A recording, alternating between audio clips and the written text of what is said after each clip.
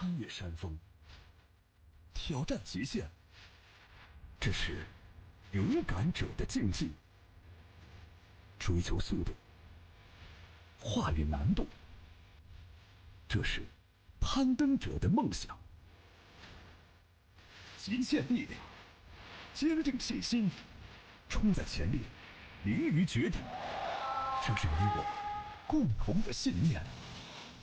一场勇敢者的竞技，就要在汾湖上演。汾湖，这个攀岩运动的圣地。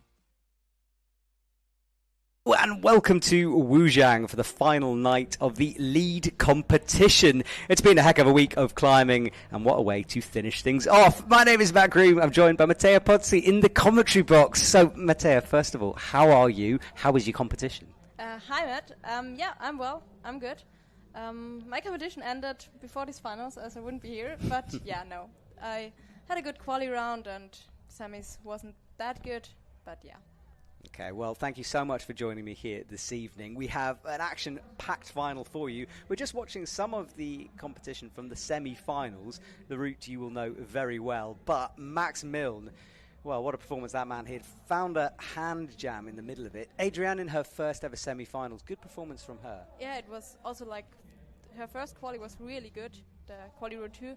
And yeah, I was impressed. It was cool. I was too, I agree. Campbell Harrison, he made a mistake on this bottom move, and this got a lot of men here. Bumped up with the left hand, and he fell just after that. We might see it. We're not under control of these shots here.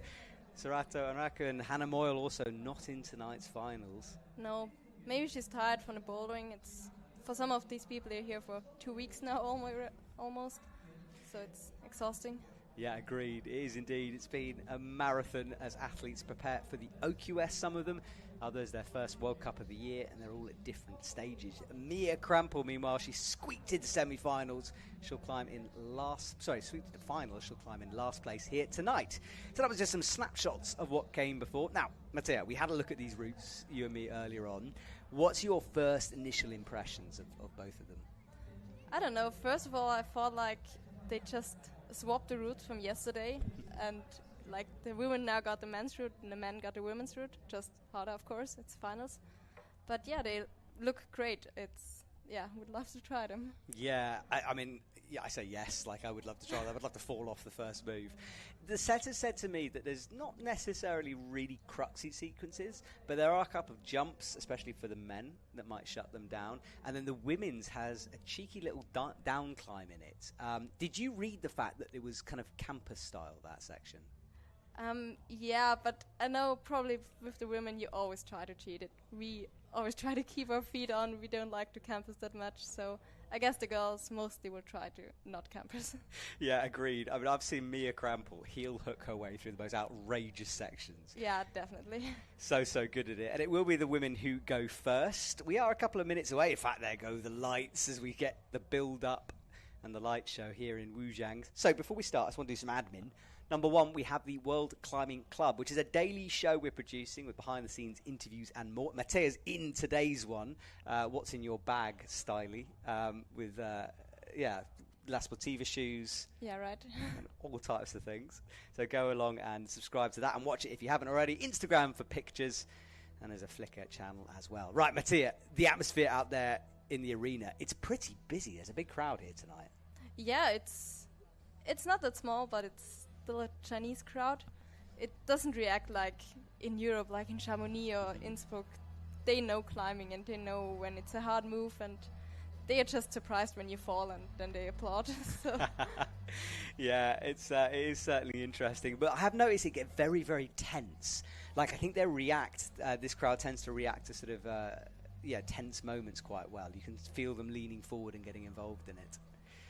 Now, if you watched the speed competition last night, it was a brilliant one. Sam Watson versus Peng Wu in the final. Alexander Miroslav versus Natalia Kaluchka. So, yeah, a heck of a speed final that was. Go back and watch it. But we're 4 seconds away. Here we go. The countdown begins. Mia Krampl will be waiting backstage. And it's time to get underway. Mattia, you've been in this position, maybe not finals, but in terms of back there under that arch. What's the feelings like as an athlete for you? while you wait to go on? Always so nervous. It doesn't get better. I don't know. But yeah, you just try to focus on what's ahead of you. Go through the route again. Usually you know it by heart by then. And yeah, try to stay focused and not think about the crowd and what could happen. Yeah, staying focused is the key, isn't it? Because, it's just about maintaining your composure. Right, here is Mia Krampl. She will be introduced to the crowd first of all, before she comes on. And she's a big crowd favourite in China here. They seem to love Mia Krampl. I mean, I can relate. I like her as well. No. Yeah, she stands out with a smile on her face.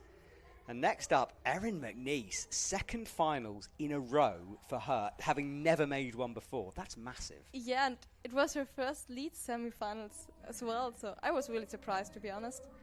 I was too. We knew she was in Boulder shape. Wasn't aware how good a lead she was at the moment. Seo runs on from South Korea.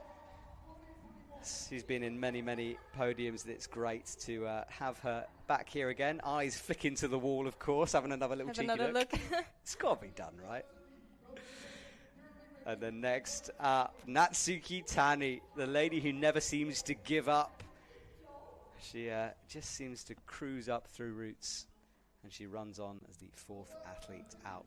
And she's always finding such creative solutions that works for her. It's impressive to see. Yeah, you're completely right. Creative solutions is a good way to describe it, and yeah, you'll see in a minute. Natsumi Oda is out. She's just 16 years of age. Incredible. And then another young athlete, Zhilu, is in the building, and she's here to compete in front of her home crowd. Laura Rogora running out second to last. A bit of a crushed hat going on there. And then finally, Laura standing there in a big old coat. Finally, there is Janja Garnbret with a huge reaction from the crowd. And look, if you haven't watched it by now, you should have. We are going to give away spoilers, so spoiler alert. Janja Garnbret, gold medal at Boulder the other day. She's on form. Yeah, I mean, I've never seen her not on form. It's incredible to watch her climb. I love watching her. Yeah, I do too. So those are our female athletes out tonight. From Mia Krampl, who qualified in last position for the final, to Janja, who qualified in first. So the women leave the route with that typical have a look over your shoulder, check it out again. Make best use of every second. Do you actually learn anything in those last couple of moments, or is it just sort of habit? No, I mean, maybe there's one bit you have forgotten or something, then you can, but no, you don't usually get anything new from that. I do love it, though. Now, this is what happened before the broadcast. The observation of the route, the athletes get 6 minutes in order to check it out. They can touch the first holds, as you can see, and they do tend to work together, as Seo and Janja are showing us here, to figure out the beater, because although the athletes are against each other, it is kind of athlete against the wall at the end of the day. Yeah, you never get everything at your first glance, and when just talking about it with another person can make yourself think again, like, right, maybe you could do this or this. Yeah, exactly. It's just trying to work it out, isn't it? Well, all set now as we get ready to go. Mia Krampl will be waiting. We'll have a little look at our route, and it does wind its way up the wall, taking up a lot of space on this big structure. Not a huge head wall on this wall. Yeah, I mean, the whole wall is not that huge. It's not that tall. That's why we have to go left-right for semis and finals to get in all the moves. Yeah, it starts off down low. And if you are new to sport climbing, well, you start at the bottom, you climb to the top, you click all the quick draws on the way. And we start off with a pumpy section, as you can see, followed by a no-foot section. But as we mentioned, the women can often find feet where feet are impossible. From then on, powerful compression and a big press up over the lip of that head wall to some nasty pinches. A final press move, as you can see, and then the top, which isn't a huge jug, but it should be pretty holdable once they get there. I think once you're there, you won't let go. That's the theory, isn't it? You'd hope. Well, one final look at this list. And let's talk about Team Austria and your team at the moment. How's the feeling within Team Austria? Yeah, the focus is on Olympia, it's clear. Like, the Olympic Games are the main event this year, so Jessie and Jakob are already qualified, so they already know what they're up to. And we have 4 guys in the OQS, so that's their main focus right now. They can't prepare for Paris if they don't know if they're there. So yeah, they have to get the combined event under one. They have to train lead, they have to train bouldering, and and for us, for the rest, the specialists, we get ready for, like, this doesn't feel like the real start of the season. It's like a check where we are, but then from Innsbruck on it will be week after week comps. That's a good point, actually, because from a specialist point of view, as you say, you've got quite a break now before the next one. So what are you going to be doing? So you're using this and you're thinking, right, I need to get better at this aspect, and then you'll go away and train that? Or how does it work? Yeah, pretty much. I mean, we have a plan what we will do. We thought about it before. But it's good to have additional input. We know what didn't work, what did work, and we're going to use that and be ready for Innsbruck, I hope. Awesome. Well, best of luck for you for that competition. And, of course, everyone trying to get into the OQS and the Olympics beyond. It is a massive year in climbing as we build towards Paris 2024. Right. Behind that arch, behind those lights, Mia Krampl is somewhere. She'll have her shoes on. She'll be tied into the harness. And for you personally, what's going through your head just the seconds before you come out? So you said keeping, in your zone and everything, but are you focusing on breathing? What are you doing? Yeah, like I said, I go through the route once more in my head, and also, like, I'm not that self-confident when I'm standing there, so I try to say to myself, yeah, you're not going to fall at the second quick draw. You're not going to make a fool of yourself. You can do this. Of course. I can't believe you're not confident. Like, watching you crush qualies the other day, like, you look confident, put it like that. But you always think, like, there's this crowd, if I'm going to fall at the first quick draw, they're going to think, what's she doing here? Well, Mia Krampl has the honour of being out first here tonight. She's looking very loose, very relaxed as she stands there. Yeah, she didn't have the best qualies, so maybe this just took away some pressure from her to just climb better and maybe get everything out of this comp. Yeah, that's a really good point, actually. I think when an athlete maybe struggles initially, they can then sort of just put all those nerves behind them. Right, well, if you're just joining us, my name is Matt Groom. I'm with Mattia Pozzi here in the commentary box from Team Austria. We're watching the women's part of the lead finals. And Mia Krampl actually already chalking up down low. Maybe a trickier start than we thought here. Yeah, it's already a few moves until the second quick draw she's now. This weird chimney at the start. Yeah, 5 is her score. Now, every hold is worth a point. And if you move towards the next one, change your center of mass and your hands towards the next one with intent, you get that plus. There are quick draws hanging on the wall from our new sponsor, Trango Gear. Trango Climbing. And the athletes have to clip all of those quick draws in order as they climb the routes. Now, I chatted to the setters about this big hold. It is you could shake out there and rest. But, of course, very low down, they might not want to do that. Yeah, exactly. Like, I don't think she's pumped at hold 11. So she will try to get moving, try to be efficient, and later on, when she finds another rest point, she will use it, I'm sure. I always think it's a bit cruel when a setter puts a rest in down low. Like, if it was me, I'd be milking it. But there's a time limit, isn't there? And although we haven't got a clock on screen, we will let you know, but 6 minutes is how long the athletes have to do that. So, Mia up with the left pinch. Straight away into some crimps here.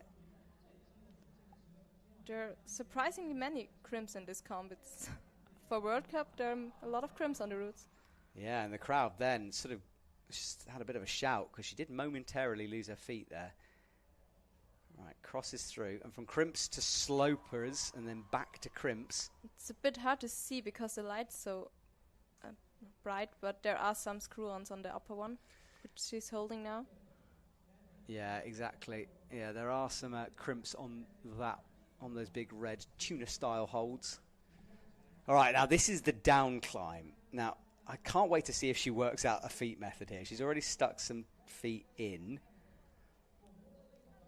Gets a toe hook around the corner. Drops in. And yeah, no, you do have to commit, does don't campus, you? yeah. Yeah. I mean, there's not a lot of options you've got going on. Rope management, because you could get tangled up in this section. Yeah. You have to take care, because if you want to move fast, you can't move around the rope. All right, Mia up into the pinch here. Thumb, I think there was a jib. It's hard to see, but certainly some no-tex where she is now. Up to what looks like a sort of intermediate, maybe a foot almost. Yeah, I don't think it was supposed to be a hold.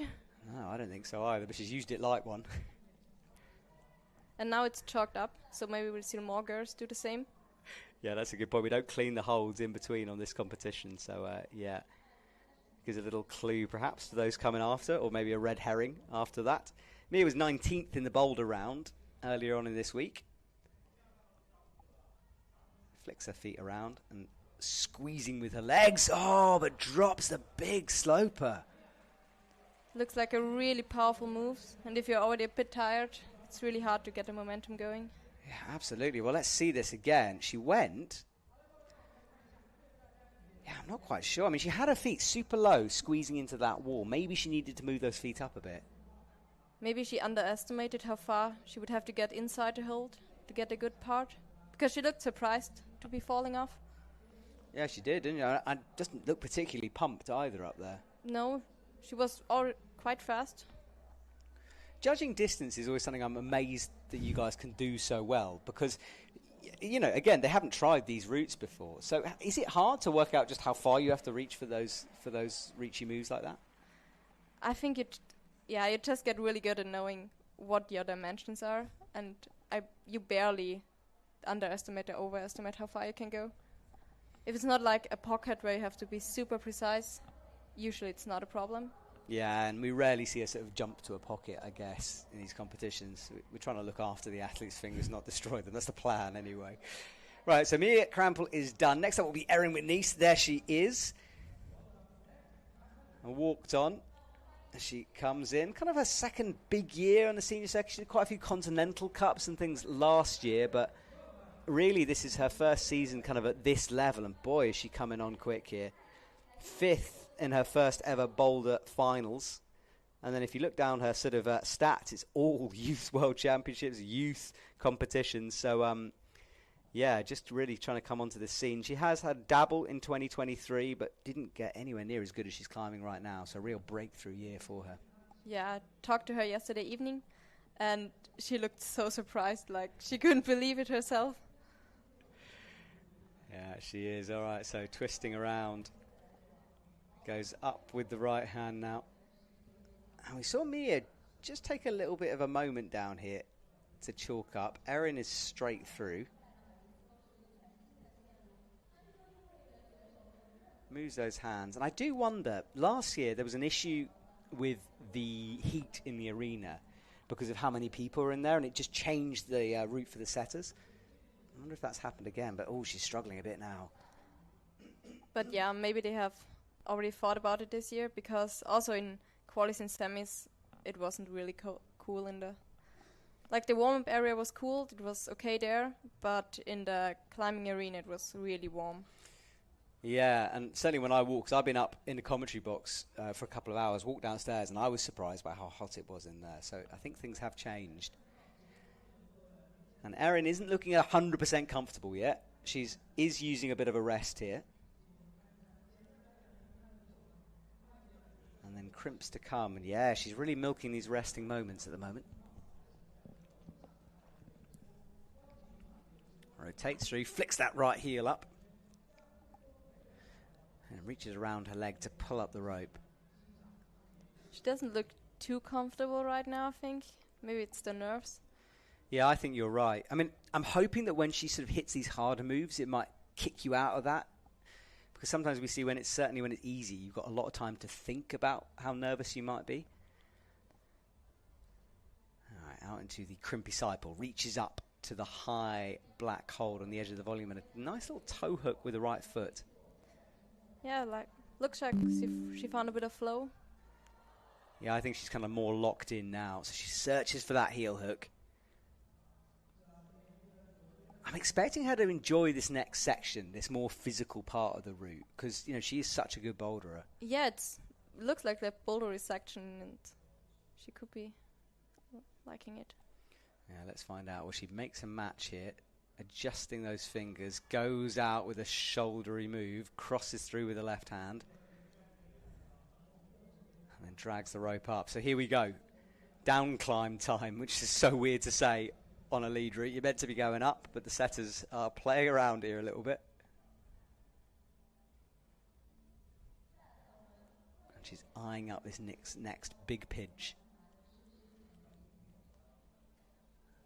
And checking out the clock. We have got a clock now on screen, so that's good. So 3 minutes left.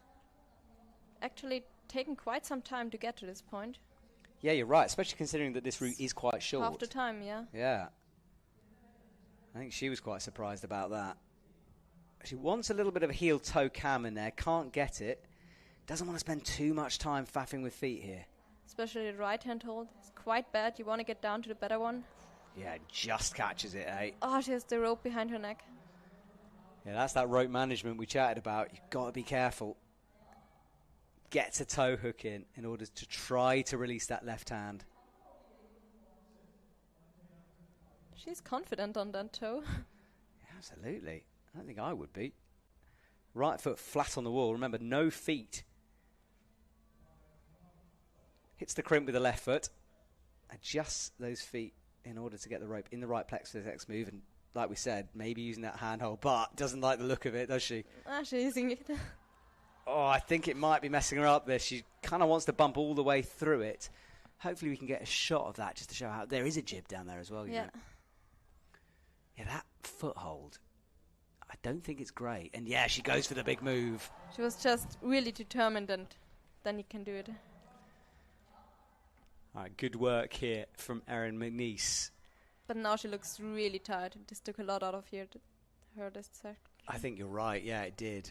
She really started to burn out there. Right, sloper time as well. So your arms are going to be burning. You suddenly got to do big, wide moves. She could be in trouble here, but wraps. You can see her reflection in the big volumes. Wow, and then hooks the heel in. She's got another quick draw. Yeah, the reflection is good. It must be so strange to see yourself staring back at you. It is actually, yes. You can see the crowd as well. Oh, that's got to be odd. Would make for great photos. It would be, wouldn't it? There's a photographer out there with a long lens somewhere. Don't worry. We've got you covered on that one. Double heel hooks. Good flexibility from Erin. This hold doesn't look good. Looks awful, doesn't it? But she's nice and low on it. You know, she's not trying to go too high. Yeah, and with the double heels. And look how bad those holds are. Oh, she's fighting. Maybe wants a toe above her head. Yeah, there it is. Or heel above her head. No, she goes for the toe. This is going to be a big unwind if she can manage this. Only 39 seconds to go as well. She's near the head wall.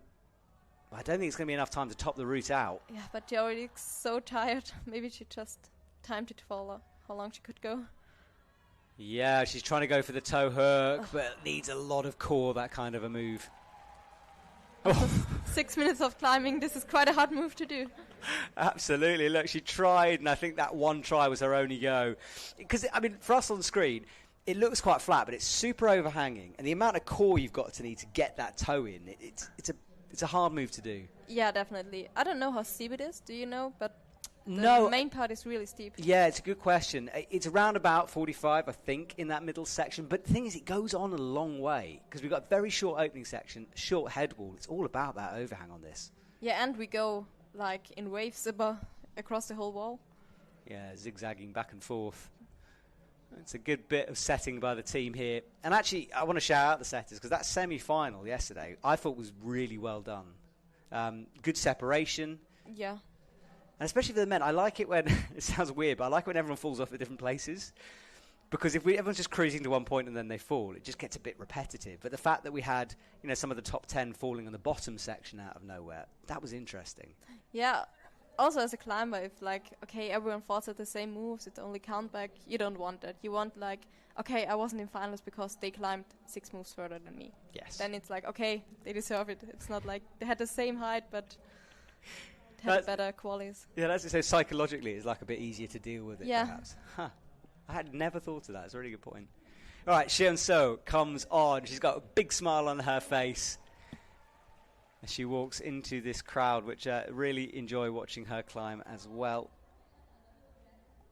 She was 14th, so just missed out on the finals earlier on in the week. 4th at the Jakarta Asian qualifier. And Jain Kim, her teammate, will be somewhere cheering her on in the crowd. Yeah, I was surprised yesterday from Jain not making finals. I was too, because he looked very flowy and then just got unstuck by that tricky sequence as you go left. There was this one sequence. If he did it right, maybe it wasn't that hard, but a lot of us, me included, didn't get it right first time, and then it's so steep you just get tired too quickly and you're off the wall. Yeah, it was it was heartbreaking watching some people on that section. All right, well, here we go. Third athlete out on the wall, 6 minutes on the clock, and a good high point from Erin McNeice, who is currently in the lead. Up to the slopers, cruising at the moment, as we'd hope, for low down on the route, but Hopefully you never know. for long, yeah. Yeah. I'll never forget, though, watching Innsbruck a couple of years ago when it was really warm and loads of women fell in the first couple of moves. Yeah, there was sun in the wall even. Yeah, it was. After that, I've got a bit of like PTSD from it, and now I can't like relax at the bottom of the routes anymore. I should sue Innsbruck. Seo moves her feet over on the wall, standing nice and flat on that. She reaches up towards the crimps. Positive stuff. She's not hesitating. I think she has one of the best climbing starts on the whole circuit. She's so smooth and flowy, never looks stressed. It's really a pleasure watching her. Yeah, climbing styles is interesting, isn't it? Because is it something you ever think about as an athlete, or is it just kind of, it is part of whatever you are? Or do you try to emulate somebody else? I think maybe there are some aspects you would like to change or improve, but it's really hard to change something like pace, because usually it's easiest for you to go in the pace you would naturally go in. Mm-hmm. So going faster, going slower could just be more pumpy for you. So you have to work on it, because maybe you are too slow and you don't make it in 6 minutes. But up to some point, it's like you're used to do it. Yeah, that's interesting you say that, because we've seen some over the years, like, I'm thinking Zhang Kim and Annick Verhoeven, perhaps, who had to sort of ramp up the speed and struggled with it. So, yeah, it's a difficult one to do. We can just about see these crimps here. It is a bit blown out, but now it's a better shot to show them. They're positive, but you don't want to hang around too long. Gets a heel in. Ooh. Looks good. Yeah, she is in about 40-ish seconds quicker than Erin was at this point too. And almost no campusing. Yeah, yeah, good point. She's found feet on the flat of the wall and looks kind of comfortable staying there as well. Well, now gets a cheeky heel in. Well, has to drop it. Yeah, it's not quite right. And that's the thing when you try to find feet where there aren't feet, is you can sort of, waste energy and time by trying to make a sequence up. Yeah, definitely. Like getting your feet above your head in this steepness is not easy. And if it's for nothing, you've wasted your energy. Yeah, agreed. Well, she goes up with the left hand because this is tricky. Claws her way up using the intermediate. Yeah, there wasn't much chalk on there till Mia Krampl touched it, and then everyone is having a go at touching it. At least try to use it, yeah. Yeah, blocked crimp with the right hand. 2 minutes 46 on the clock. Yeah, Erin McNeice up at 39. Shenso down at 33 currently. Easily does it. Hits these slopers, gets the heel in. And this is where we saw Erin start to burn out. The difference in time is crazy between the two. Yeah, she's just moving along steadily. Just wiggles that heel in a bit deeper on that large side pull slopey thing. And now this is the bump with the left hand coming up, and she'll know there's a physical section here.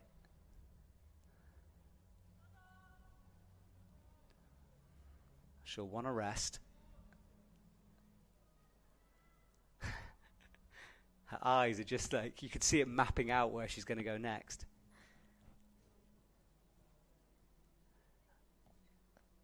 Bit of a toe scrub on the right now. Now makes the bump.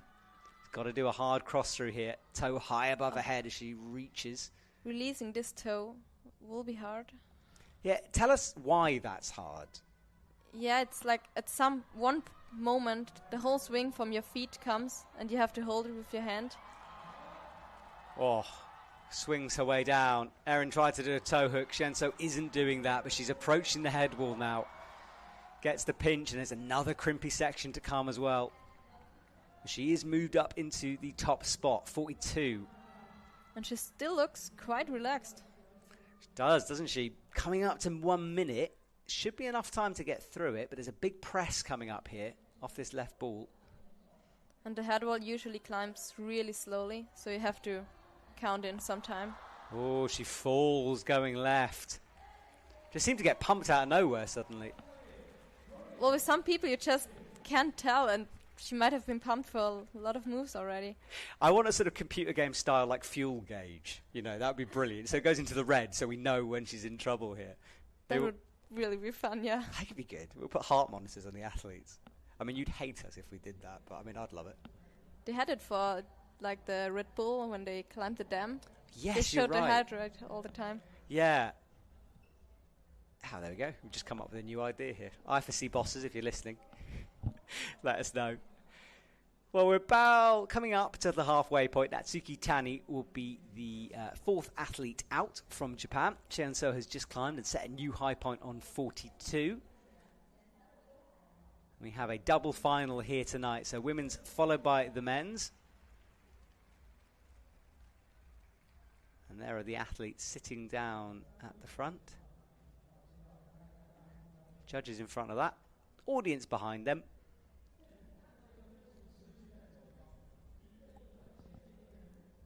And you can see the country's nationalities on the back of their jackets there. We've got people from all over the world at this first World Cup. Right, there is Natsuki Tani. Now, you said something really interesting before we started about her sort of finding her own solutions through it, because she's someone who doesn't love dynamic moves. So, as you said, she has to work out different ways of getting through there. Yeah, I'm not saying it's always the most efficient or maybe the best solution, but she finds her solutions. She gets feet where you wouldn't think you could get them up.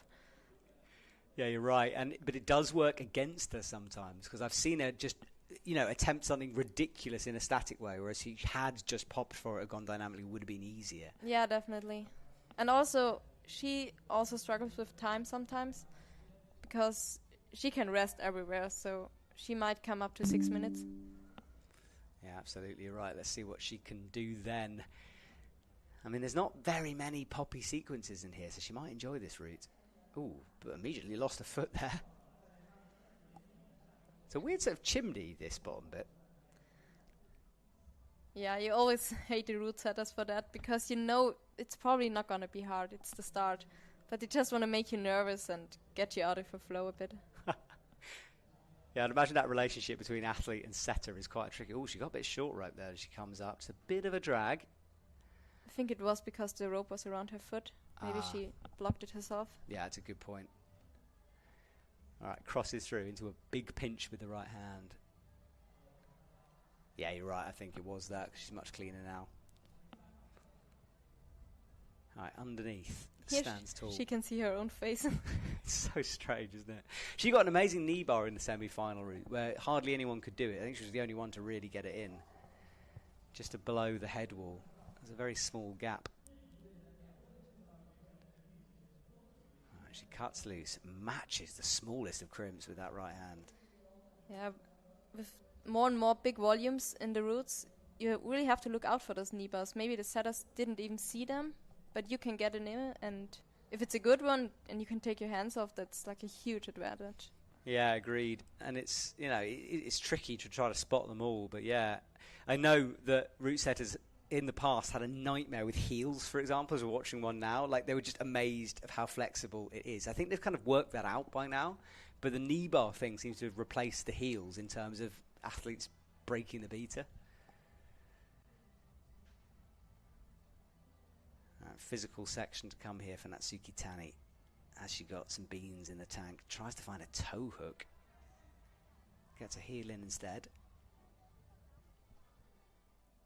Yeah, also with these routes, not going up, but going from left to right, right to left, you always have a heel hook, because you can always put your foot to your hand. And if the setters don't give you any footholds below, that's also what you have to do. And it climbs differently from going straight up. Yeah, agreed.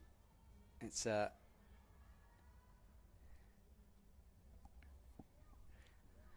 she's really, really doing well here. Left foot pressing into one of those big volumes, trying to work this sequence out.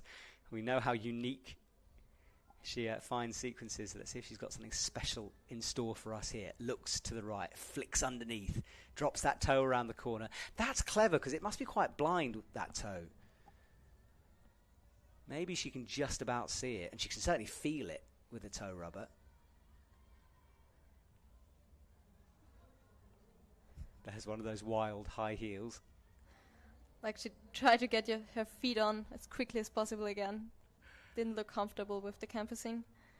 No, she didn't, did she? But like, who was it? I think Erin maybe had that kind of toe hook, but she moves very quickly through. Yeah, she's like not hesitating a lot. It looks really good. I'm fascinated to see how she does this bit. I'm sure she's gonna use the foothold. I think she could too. She loves those nasty little crimps. Yeah, look at that. She's not even using the other hold. But it could get into trouble because she's low on that pinch, and yeah, she nearly lost it. Yeah, she doesn't have the screw on. Now she does have it.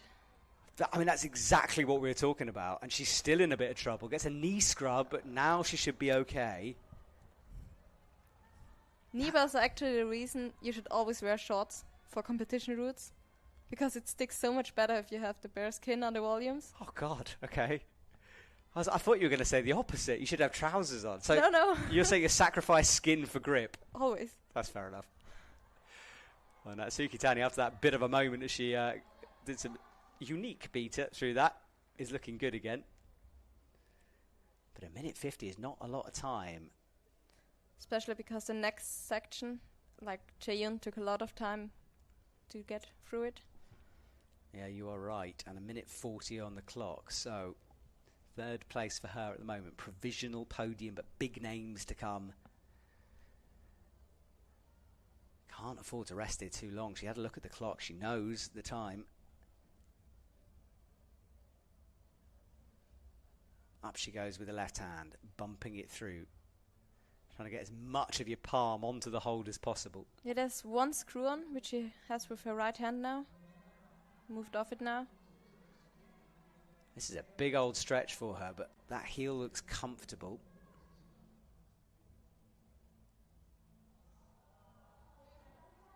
And now she needs to find this cross through. Has another look at the clock, and immediately, yeah, she's got to motor here. 56 seconds. Still in third. And to remind people back home, she doesn't know the score she has to get to. So she won't be aware that she's not there yet, but she will know that she needs to get further in order to beat some of the bigger names coming up. Drags the foot down and holds the swing and gets a... Immediately gets her feet back up again. What is that move? Oh no, it doesn't quite work for her. I don't, like, it's outrageous. That's all I can say about it. Like, to put a heel above your head like that, I mean, she's almost upside down. Yeah, you're always, like, lying horizontally in the wall. Not crazy, crazy stuff from Natsuki Tani. She comes down, head held back. Well, not the top spot. Let's have a look at our current leaderboard. Seo out front, 43 is her score. Natsuki Tani on 39, and Erin McNeice also 39, but due to count back, she gets pushed down, so that's the result from the semi-final. Mia Krampl after that on a 34 plus. That's our top four. 4 to go. Natsumi Oda, Zhilu Luo, Laura Rogora, and Janja Garnbret to come. Natsuki Tani just thanking the Beeler. And I think she's trying to walk off in the wrong direction. Someone might stop her. No, is it? It's always interesting to me to see that sometimes when an athlete just gets it wrong and walks the wrong way out. Love a bit of that. They usually tell you before you go out, but then you're just off the wall. You just walk wherever you want to, basically. So it's the last thing I'd want to be told if I just come off a lead route, that you've gone the wrong way. Well, this was Erin McNeice. She got pumped pretty early on, but had to fight hard. But that was the same in qualis. She looked really tired halfway up the route and just kept on going. She's a really good fighter. Yeah, agreed. She's one to watch out for. This is where she fell. Tried to get a toe hook out left. Lots of core required. Couldn't quite do it. The other method was this, though. Seo looking very relaxed. She had more time. She got through that move. Had a weird sort of awkward back heel thing she tried to find underneath. Let it go eventually. Popped out, but couldn't get the height on it. And then we've just watched her. Natsuki Tani had a moment just below that where she went... I think she did do the wrong beater. down low, maybe burnt herself out again. This was the crazy move above her head. Huge heel, reached left. Couldn't hold the release, though, from that heel. But I'm surprised now that Erin and Natsuki Tani have the same score, because she held the big one, while Erin didn't. That's a really good point. And appeals are a thing in this sport. So part of the job of a coach is to watch for their athletes, and you can do appeals. So, but I think it has already changed. Natsuki Tani now has a score of 40 on the leaderboard. Yeah. So they have corrected it. Good spot there, yeah. So she's upgraded anyway. So she's in second place. Yeah, so if things change around, sometimes it's appeals. We'll let you know if we know, but sometimes we're not always told up in the commentary box. But, yeah, appeals can happen where the athletes and coaches question decisions made by the judges.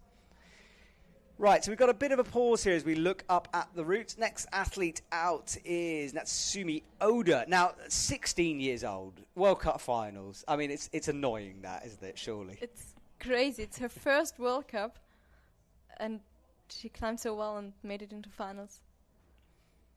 Like, I saw her name at the Lead Japan Cup, and it's always nice to look at those cups, because if someone's doing well there, you gotta expect them to do well in the World Cup. And she was third, I think, so it was a name to watch out for. I mean, when you see these really young kids come onto the circuit like this, you know,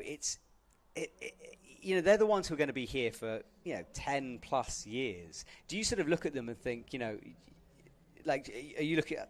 That's a weird question for me to say. I guess everyone's a threat for you, but when they're 16, they've got such a long career ahead of them. It must be strange to see it coming through. Yeah, but there are some that are good for 1 or 2 years and you don't see them again. So it's more or less wait and see if they're still around in 3 or 4 years. Yeah, that's it, isn't it? I mean, you come in at 16, you might not be a Sarat Anraku or someone. You can drop in and out, especially with a Japanese team where they've got so many athletes to pick from. Yeah, the internal selection for the Japanese is so hard. They have like this one comp in the beginning of the year, and if you don't do well, you might be out for the whole season. Yeah, that's a lot of pressure, isn't it? Well, let's see if she takes it all in her stride. Natsumi Oda moving through. It'll be a PB whatever happens here, so maybe one to poke the selectors with. Say, oi, I've done pretty well. Right, reaches up into the slope with the right hand. Moving well at the moment. Make this clip before going left.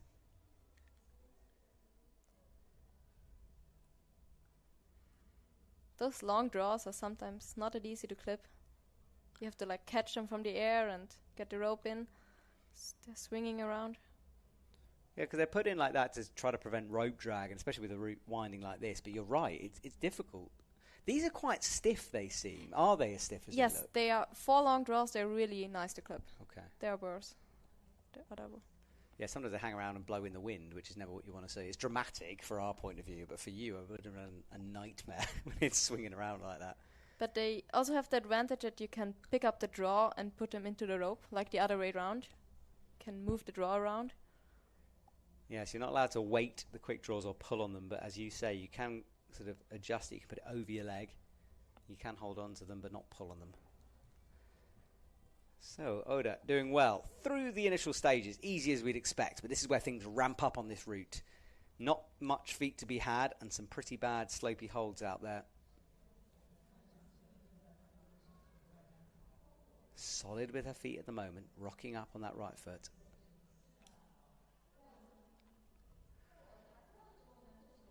And I thought she was climbing quite slow, but actually it's not too bad at 3:55, but depends on how much she chooses to rest later on.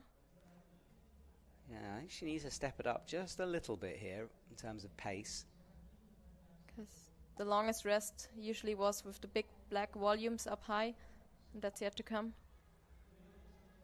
Yeah, and 3:30. Yeah, Erin was around about 3 minutes when she started dropping down, and she was running out of time. So, and that's what you were talking about, that swing, hard to grab it.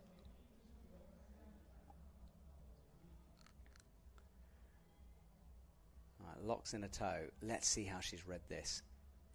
Bumps the hand down, drills that right foot in. Also gets the heel hook in. Oh, it always makes my knees scream, that angle. Oh, she goes round into a toe hook. Interesting. We've seen some resting with a high left toe hook, but she's got almost like a jam in there. Maybe it is flat on the wall. It's hard to see. Yeah, I'm not sure. No, I'm not sure she's getting anything pressing against it. But definitely no campusing from her. No, true. It made Kept it her look like... feet on all the time. Yeah, you'd see that and just be like, well, use your feet. You know, you'd never expect it. That's good footwork from her. But she uses the foothold as a handhold. Oh, it is horrible. And yeah, and she's struggling to pull on that thing. This is where experience might count, you know. She's only 16. Oh, she is rethinking Or it. you're Natsuki Tani and just hold it. Yes, well, she kind of did there. Oh, she dealt with that first real test well and hits the jib first time of asking on the pinch. Interesting. She's using her feet in a brilliant way here. Yeah, that's also with this going left and right. Once you change directions, you again have feet below you from where you came from. Yeah, it's hard to eliminate, isn't it? Everything. All right, thuggy section coming up. See if she's got some power as well as that extreme crimp strength. It's a toe hook, leans back on it. Bumps right, no. Similar to Mia Krampl, just didn't have the range on that. I think the others had their feet on the pinch, both feet. Not Natsuki, she had a heel hook, I think. I think she was on the no-tex in the middle of that pinch as well, possibly. With the left foot, Yeah. So that could have sent her down too. Well, interesting stuff here from the women. It's up and down. Natsumi Oda falling fairly low. She'll be down in 5th now on 13. And just like that, we've got 3 women to go. No, 13 is not her score. I think it just has never updated. Oh, While well, she was go. climbing. She must have 34 plus, the same as Mia. I'm glad but she will be for her. Yeah, so you can see it on my back screen actually. Yeah, 34 plus. There we go. I did think that was a bit low. But I was like, I believe the graphic, but no. All right, 3 athletes to go, and the Chinese team down at the front, they will be very nervous at this point. Luo is about to come on. 17-year-old will enter the stage. Yeah, Oda's score, a bit different there on the left. And then the crowd behind that. And I think everyone flying off tomorrow morning. You said your flight's out of here at 11 a.m. tomorrow morning, so you've got an early start. Yeah, but we'll be back still tomorrow. Yeah. Yeah, the time difference works in our favour on the way back. Will be a long day though. Yes, it will be. I feel for you. 30-hour day. Oh, gosh. But then you get back to that wonderful Innsbruck wall. And we will be going there in a couple of months now, isn't it? For 2 months, yeah. 2 months. Wow, I can't wait. Yeah, for us it's, of course, always the easiest World Cup. You, like, the whole organization, you just sleep at home, go there by bike in the morning and climb your routes where you train all year. Perfect. All right, Luo is out. She looks back, gets the nod, and strides onto the stage. And there has been a real change in her, like, personality almost this year. Like, when she first entered the circuit, she was quite tense. I think she had different coaches as well, I was told the other day. She's got new coaches now, and it's changed the way she approaches things. Yeah, she looks more confident, and whatever she did, she's doing it right. She was in finals last week, and now in finals here. Yeah, I think it was just changing the attitude from sort of pressure into having fun. You know, you've proved yourself now. Now it's just time to enjoy it and sort of reach your potential. And seeing her these last 2 comps, she's really a contender to make it to Paris. Yeah, she is. I mean, I think some people were surprised she didn't make it at the Asian qualifier in Jakarta. But yeah, she's got her eyes set on that OQS, so fingers crossed for her. And you heard the crowd respond to her as well. They'll be very excited to have her climbing. Yes, like for her and Yutong in qualis and semis, they really cheered for their athletes.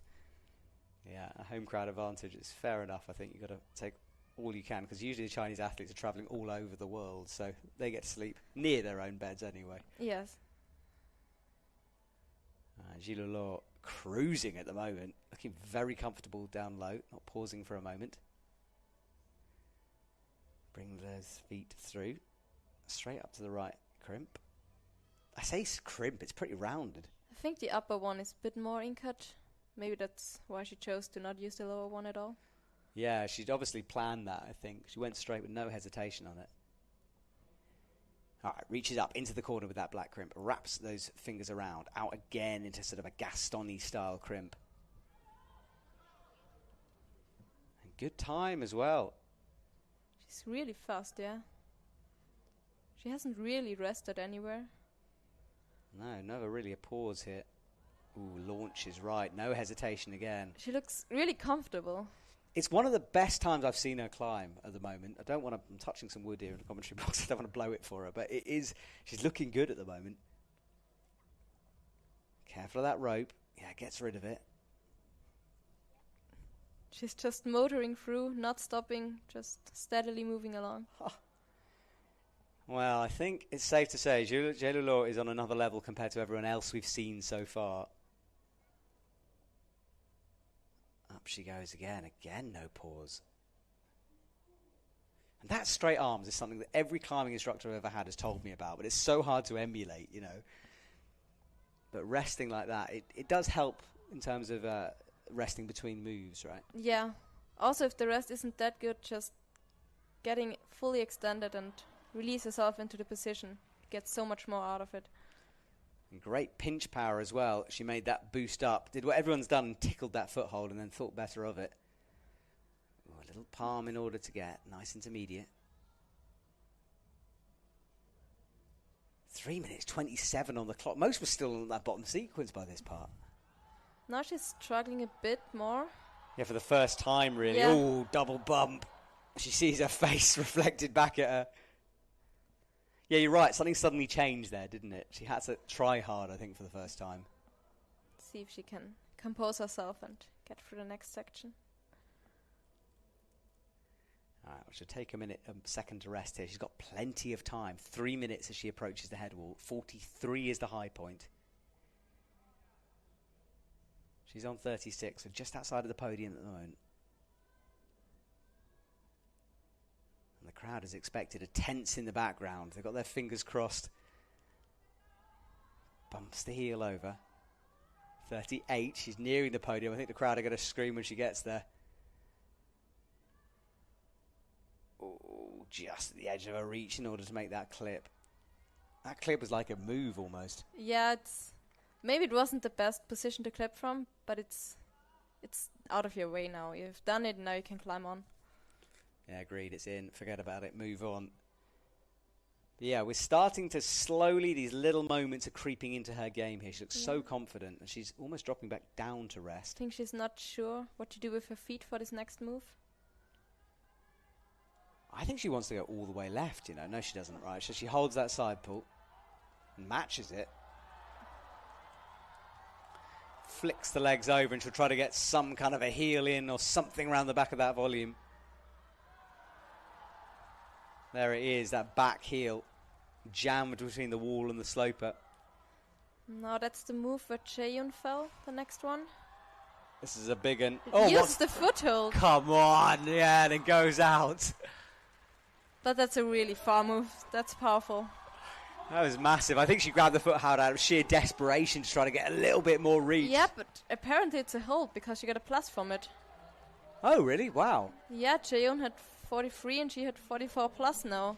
So it was planned to use it. Now look, in the background, Shenso's got a yellow highlight to her score. So that does mean she's under appeal for something. So maybe her score will also be 44 plus afterwards, yes. Yeah, we'll let you know what happens with that one.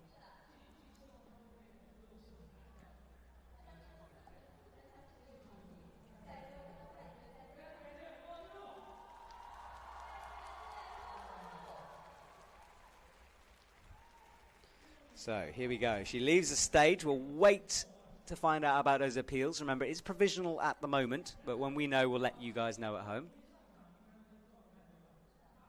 2 to go then. Laura Rogora will come out for Italy, and then Janja Garnbret will finish things off for the women for Slovenia.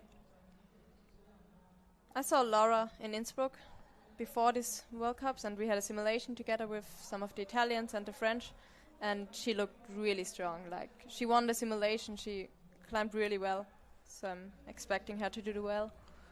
Yeah, I think lead definitely more of her speciality. She did compete in the Boulder early on, but yeah, lead is where she's most comfortable, I think, especially at the moment. Yeah, 23rd in Boulder the other day, so not the best start to a Boulder season, but back in the finals for the lead.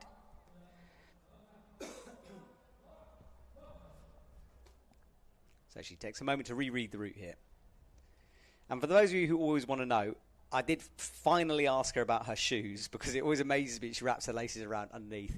And she told me that it just goes back to almost superstition, what she used to do. But also she just goes through a lot of shoes.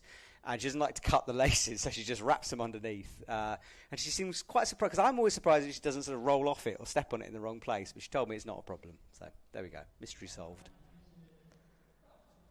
Steps up tall, looking good at the moment. Hits the slopers. Had a good quali round, good semi-finals. Qualified in 2nd place for this finals.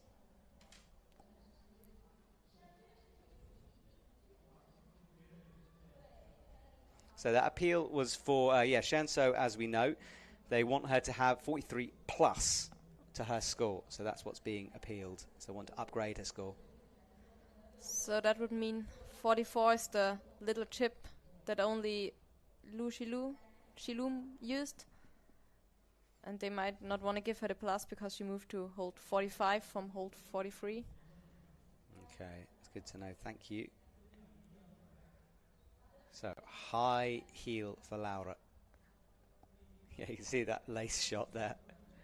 It also kind of pulls the shoe in, I guess. Wraps it around her foot a bit more. I've got to stop talking about shoes. I love talking about shoes. I'm sure no one else at home cares, but I do. She's using the foothold here. Oh. Now she switched. Yeah, now she changed. She loves a nasty crimp, does that lady there. She can hold on to anything. Outrageous, isn't it? It is a skill to have, though. If you suddenly turn footholds into handholds, you know. Hey, it's going to help. She's starting to snatch a little bit, but this is kind of her style as well. She's not the smoothest on the wall sometimes. She just keeps on going. And usually you see her trying to be quite fast in the lower section, because she can also rest for a long time, so she's trying to save time for later probably. Yeah, but this is a powerful move. And she really wrap with her hand around the volume. Yeah, I guess she had like a thumb on the jib perhaps. It was, yeah, interesting hand position.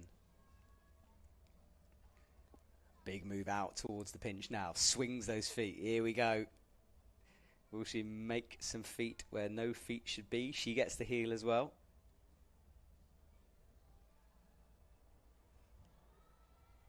Toe around, hits the crimp, locks it off. Ooh, and we've seen that not work, and it doesn't really work for Laura, but she has to bump under as well. That's what I meant by the time. Zhilu Luo was like 2 clips higher at this point.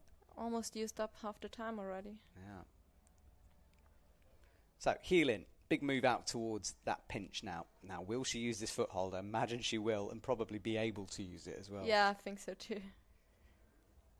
Yeah, look, she's locking it. It. Oh. Wow.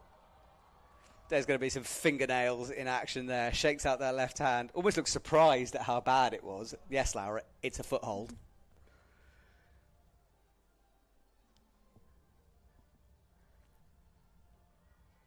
Little micro shake towards the block crimp. Holds that well. Swings the feet once more. Now gets the foothold. But this was the moment we saw Zhilu Luo start to hesitate. This move will be hard for her. It's really far. It's a big one, and she is having to readjust. Oh, Mia Krampl fell here as well. Is Laura going to cut? Oh, she's got a heel. This is a risky moment for her. She's not comfortable. She's not set. It's going to have to be a big one. She's getting encouragement. So long on this position already. Oh, no. It was never quite there, was it? I think she just took too long to find a position, couldn't find one, and then she was too tired. Yeah, every time she adjusted that left arm, she got more and more burnt out. And you could see that one coming from a way away. Laura falling. And that will not make an impact on the podium. Shenso's name still in the background under appeal, trying to get that extra plus. I have to wait and see if she gets upgraded on that one. Wow. Well, a bit of drama at the end of this final. Semi-final? That's just been too many competitions here. Last athlete to come then, in a couple of seconds. Laura will leave, and she's still got her head in her hands. She's clearly disappointed by that one. Yeah, she sees the score now, so she will know where she ends up. Yeah, she's got that huge screen in order to remind her in front of her. That's got to be the worst feeling. It's like, go away, I know. Of course, great if you're winning, less if you're not. Okay, so Janja Garnbret is out next. Won the bouldering competition earlier on in the week with some style. Cruised through qualies, did very well in semis, the only one to top out this route, and has this every year I kind of look at Laura and how she's look at Janja and see how she's kind of walking out, and this year she just seems calm. I mean, she's qualified for the Olympics already, that's done. She's just out there to have fun, to see where she is in her training, really. Yeah, I thought as well. She looks, just enjoying herself. I guess you can if you're that strong. There's almost, like, dare I say it, a bit of swagger about Janja this year, like just an extra element of confidence that isn't arrogance at all. It's just the way she holds herself. You know, she's just very comfortable, I think. Yeah. And what better to boost your confidence than completely crushing a bouldering World Cup and topping every lead route so far? Yeah, it's not a bad way to start, is it really? You know, fair enough. All right, Janja, let's see what you can do there. Some hard sequences to come from her, of course. So into this chimney section. Not really much for the feet, just got to trust them. Works her way around and up she comes. Last athlete to make, or try to make, an impact on the podium.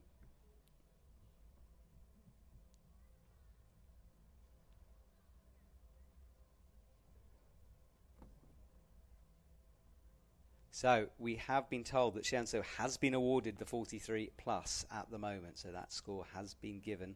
A good read by you saw that coming from a way back.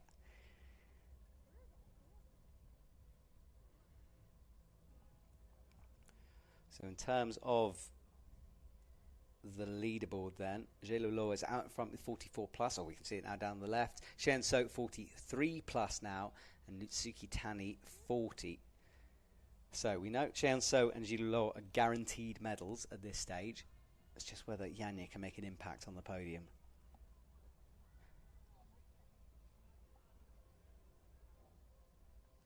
I would be surprised if she didn't. Agreed. But still a long way to go. Still a very long way to go. And look, with routes this hard as well, nothing is a given. You know, one little hesitation, one mistake, one route reading error, and it's gone for Janja. Yeah, that's the thing with the one try and lead. Could be a foot slip or something. You're off so quickly. Well, that move, I mean, we've seen a flick like that so many times, and yet it's not, you know, it's a risky way of doing that move. But maybe the easiest, just doing it. Yes, yeah. Right, 4 minutes 15, and Janja's taking her time through this section. She'll know there's a fuggy bit to come. Out into the pinches, swings the feet around. Will she turn that heel like everyone else? She's certainly adjusting the hands. She might campus. Oh, yes, she does. Doesn't, well, almost campus, but certainly she didn't have that high, that downturned heel we've seen some use. Yeah, just kept her feet on the wall and almost campus. Yeah, kind of a halfway house. But she's moving quickly, 3:47. Goes for the big boost, ignoring the foothold. And breathing quite hard at the moment. So certainly not easy for her. Flick of the hand. Gets that blocked crimp well. I would imagine this section suits her pretty well. Yeah, she enjoys kind of just flinging her way around. Upgrades the hands.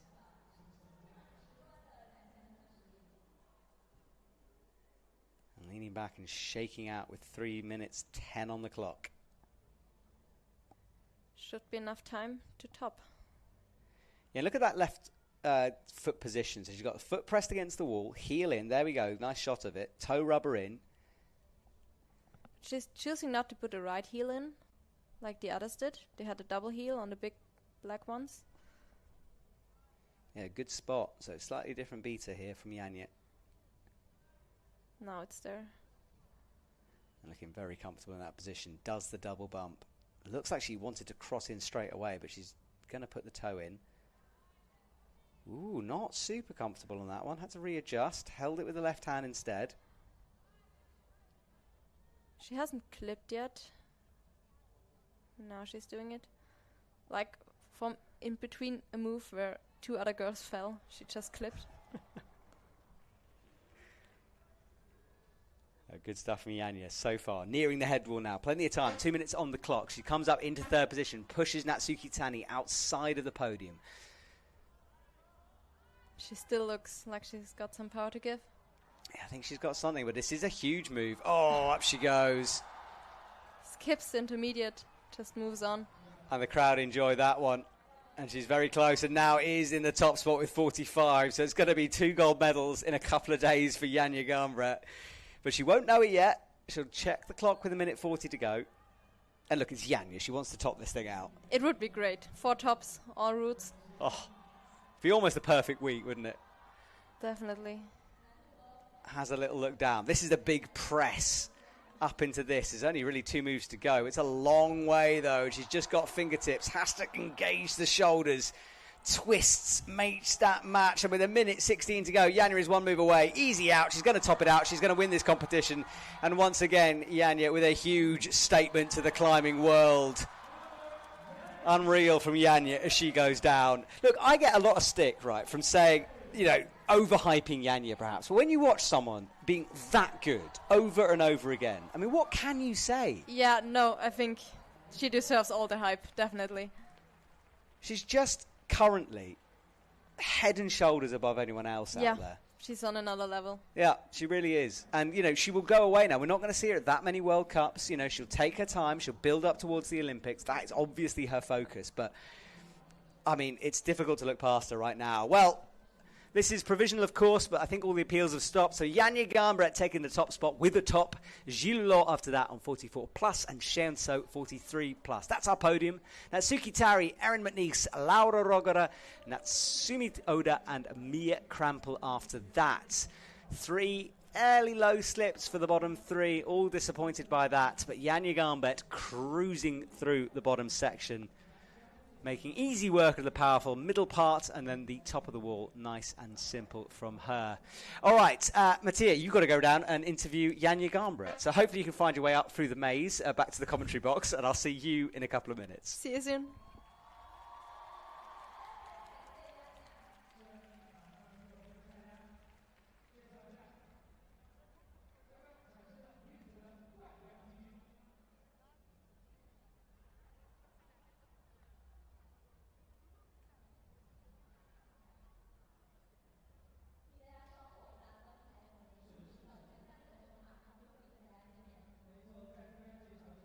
So Mattia will go down to interview Janja, and we will stay up here in the commentary box as we chat through the rest of the action. So the men to come, 9 men into night's final. That was due to draws in the semi-final and qualifying round, so no countback available. So we've got 9, which is great, more climbing for us.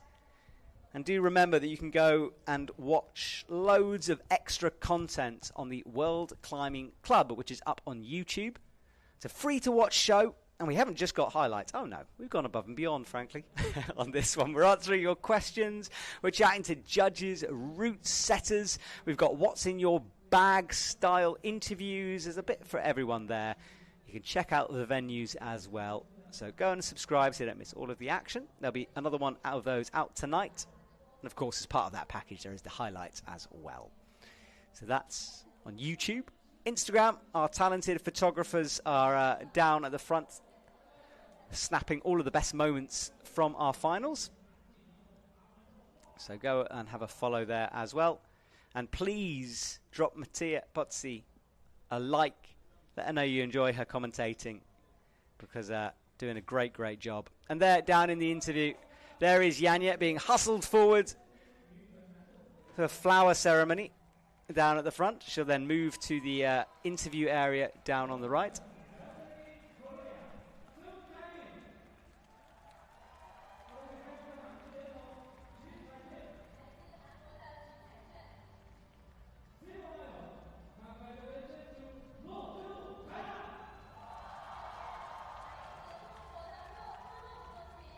That's our top 3. Congratulations to all of those women.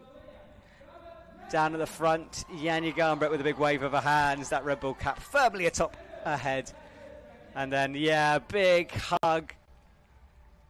Luo and Seo. Janja having a good time out there, enjoying her time in the spotlight. The photographers want more pictures, of course they do. And big hugs all round.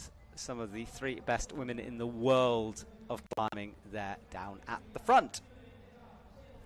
All right, well, they will now make their way over to the interview. Hopefully Mattia's over there. before we turn our attention to the men's side of things here this evening. If you watched the IFSC circuit last year, you'll know that last year was a packed, busy year. Slightly more chilled out this year as we progress towards the Olympics. A couple of weeks off now until Salt Lake City, where we'll go for Boulder, Lead, and all the rest. And paraclimbing, of course, returns. One of my favourite comps of the year. Love a paraclimbing comp. So that kicks things off in Salt Lake City. I can see Mattia there, the green of the Austrian jersey, as she enters the stage, microphone in hand.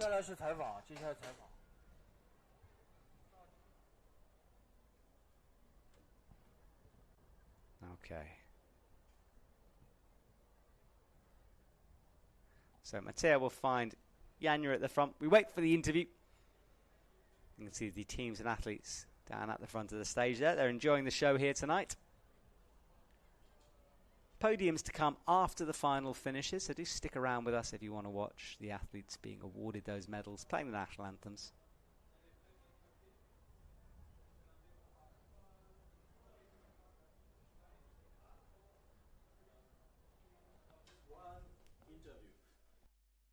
Congratulations, that was amazing to see. Yeah, how did you experience this whole comp? Did you feel a lot of pressure? How was it for you? Yeah, thanks a lot. Honestly, not really. I was just having a lot of fun. I was excited to be back competing, and I had a good start with bouldering, so I hope the same would go with lead. And yes, I guess my lead shape is as good as bouldering. Yeah, it definitely looked so. So how's gonna be the rest of the time until Paris? How are you gonna prepare? Which comp are you gonna do? Right now I'm excited to go back home to train a little bit more. Then I will join the World Cup in Innsbruck, both bouldering and lead, and then Olympics. So one more comp this before Paris. It will be great to see you in Innsbruck, and yeah, enjoy your evening. Thank you.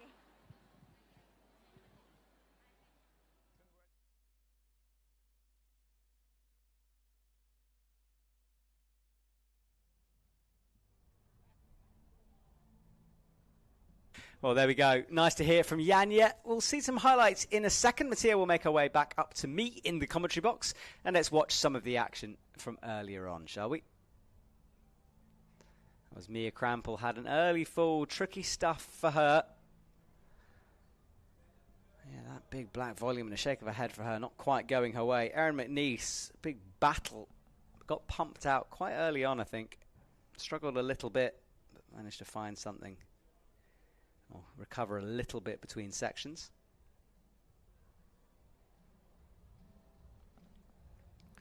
That was the toe hook that didn't quite work, and a fall eventually from her back down to the ground. Seo had a score appealed and upgraded to 43 plus. Those are the crimps on the wall.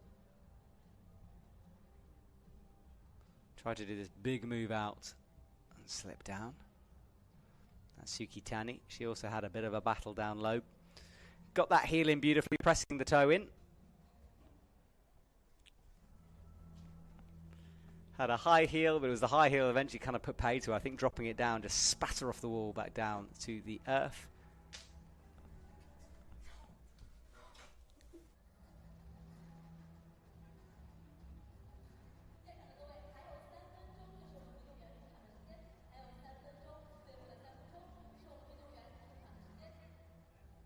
Luo swinging around in the middle of the wall. Great work from her. The Chinese crowd loved watching her climb. Used that horrible left hand, bumped out to the sloper. Laura had a bit of a nightmare in the middle. Did well up to that point. Dropped down low, found feet where there should be no feet. And then this lady, Janja Garnbret, cruising through. A brilliant top from her. What a performance. Once more. Through the lips, not looking pumped. Last big stretch out, a shoulder move to finish things off. And Mattia has rejoined me in the commentary box. Well, look, you got to see Janja. She seemed pretty relaxed and happy out there. Yeah, she definitely did. And when I asked her if she felt pressure, and she was like, no. And it's incredible because you would imagine she has so much pressure. Everyone expects her to do well. So it's great she can climb relaxed. Exactly. Well, congratulations to Janja. Right, we turn our attention to the men now. And this is the 9 men in the final. That's because of draws in qualifying and semi-finals has led us to this place. So we get to see 9 athletes, which is all good. We get to see more climbing, really, which can only be a good thing. Zento Murashita, one of 5 Japanese athletes in the final. Unreal. So many talented Japanese athletes. Hannes van Dyson in his first lead final. Can't wait to see him. And Toby Roberts and Sarat Anraku as well. Both of them had a good battle. And for me, on paper, it's between Serato and Toby because both of them seem to be a bit head above everyone else at the moment as well. You would imagine, yeah, they really looked really strong in yesterday's semifinals. But, yeah, anything can happen, I guess. Exactly, anything can happen here. Well, Toby did qualify in the first position, just got slightly ahead of Serato in the semi-final route. But yeah, we get to see 9 athletes here climbing, and I think they're going to be introduced to us like the women were. As Mia Krampl making her way through the athlete area. It must be so weird that you've just climbed and you've just competed and suddenly you're in the audience sort of watching other people climb. It's over so quickly. Yeah, definitely. And you're still, this adrenaline rush, everyone is congratulating you. Still can enjoy it a bit longer. Zento Murashita is followed by smiling Shion Omata as he runs on next to his teammate.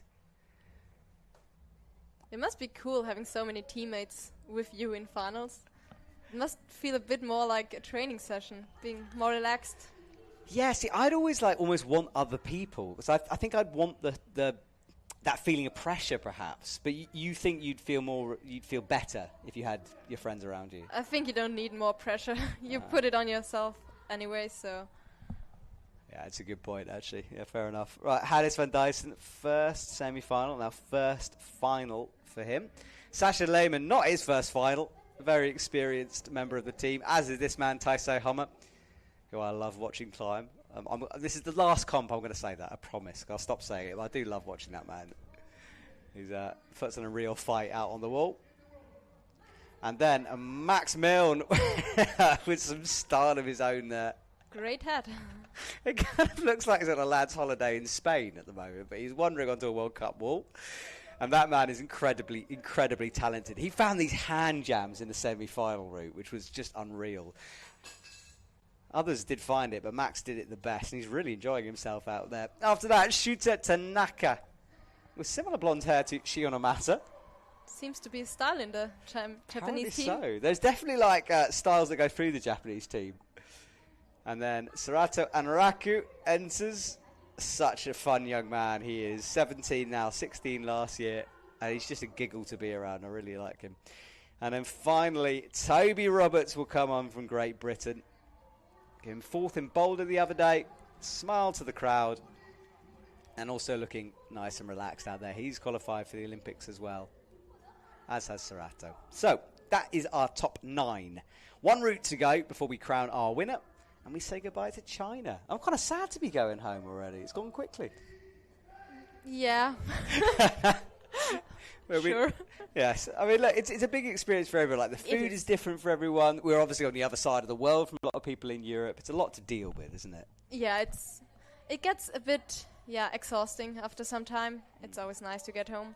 Oh, don't get me wrong. I mean, I'm absolutely exhausted. I've got no idea. But the adrenaline that you get from these events are brilliant, and it's just been fun. This was earlier on, Hannes van Dyson reading it. Mattia, from your point of view, what are you trying to achieve in these moments? What are you trying to spot on the route? First you want to get a basic overview, right hand, left hand, where to go. And once you go through it, then you talk to the other people. Have you missed something? Is there maybe a better beater? Then usually there are 1 or 2 sections that are more complicated. You talk about those with the others. And then if you still have time, it's figuring out maybe clip positions. But it's hard to see if the rope is in the quick draws, they're not hanging down. So you don't see where they will be later on and can't figure out that well where you want to clip them from. That's a really good point, yeah, because they put it in to show you the route. Yes, and then they will hang sideways because they follow the rope. But later they will hang straight down. That's really interesting, yeah. So that's what they're trying to achieve.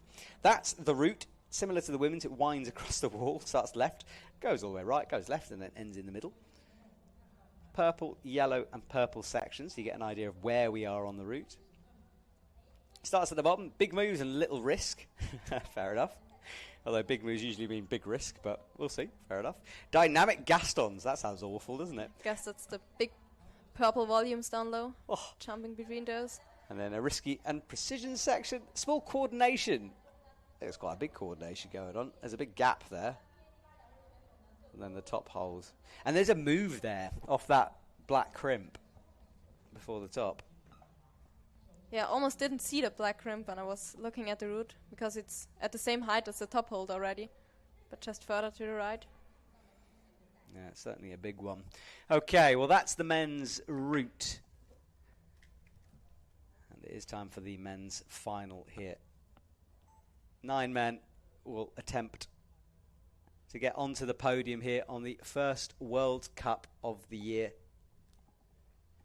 And Toby Roberts and Sarat Anraku out in front.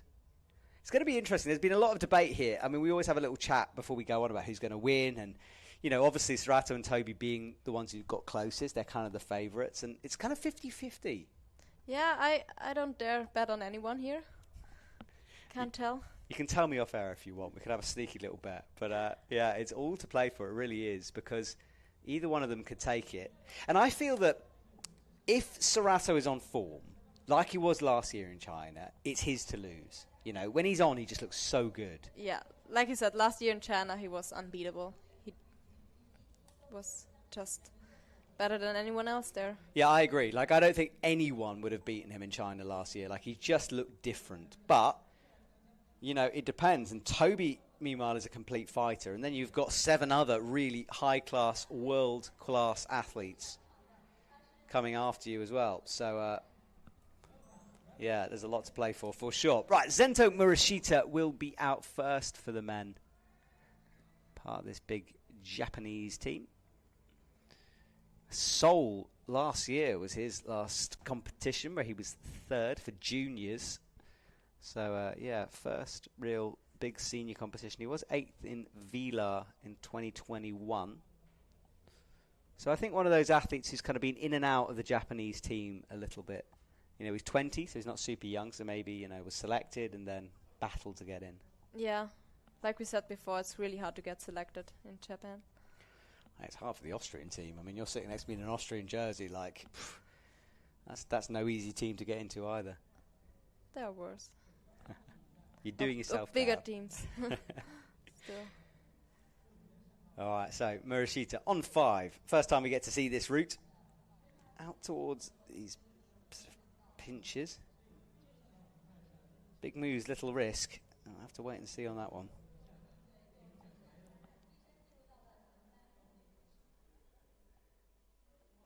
Here's one of those big moves. Cuts loose. Pretty simple, though. But it's nice. I think these holds are brand new. They have so good friction. Like all the holds in qualies already. Even the big pinches. Is skin as much of a problem as it is in Boulder? No, definitely not. Bouldering is way worse for your skin. Like between rounds, you might already be bleeding after qualifications, and then you have 2 more rounds. And I've never bled through in a lead route or an elite comp, and I don't think it happens a lot. Okay, so like big friction holes then are a real advantage for the athletes if they have them. I mean, you see people like warming up with tape on their fingertips. You don't use up your skin there. But usually you lose your skin if you like fall off things. And you will fall off only 4 times in a lead comp. You can't fall off more often. Yeah, true. Whereas if you're at a boulder round, you might do it over and over again. Yeah. Yeah, that's a good way of thinking about things. Well, he's on hole 15, easily through the purples, cruising at the moment. I think it's just a real sighter. And then some blocked pinches to come. A toe hook down on the left on that black volume. And he nails the crimp with the left hand and wadges in the foot. And it's obviously been blocked to prevent the heel there on the right. Yes, but maybe you can squeeze it in a bit, like a toe jam a bit. Yeah, he's kind of doing it, isn't he? He's kind of pressing it in. Yeah. All right, moves over to the left. He's got the toe in underneath now, I think. Yes, he has. Upgrades the hands, slides it through. That quick draw is massive. It's like the longest one I've ever seen. big toe hook. Leans back on the toes.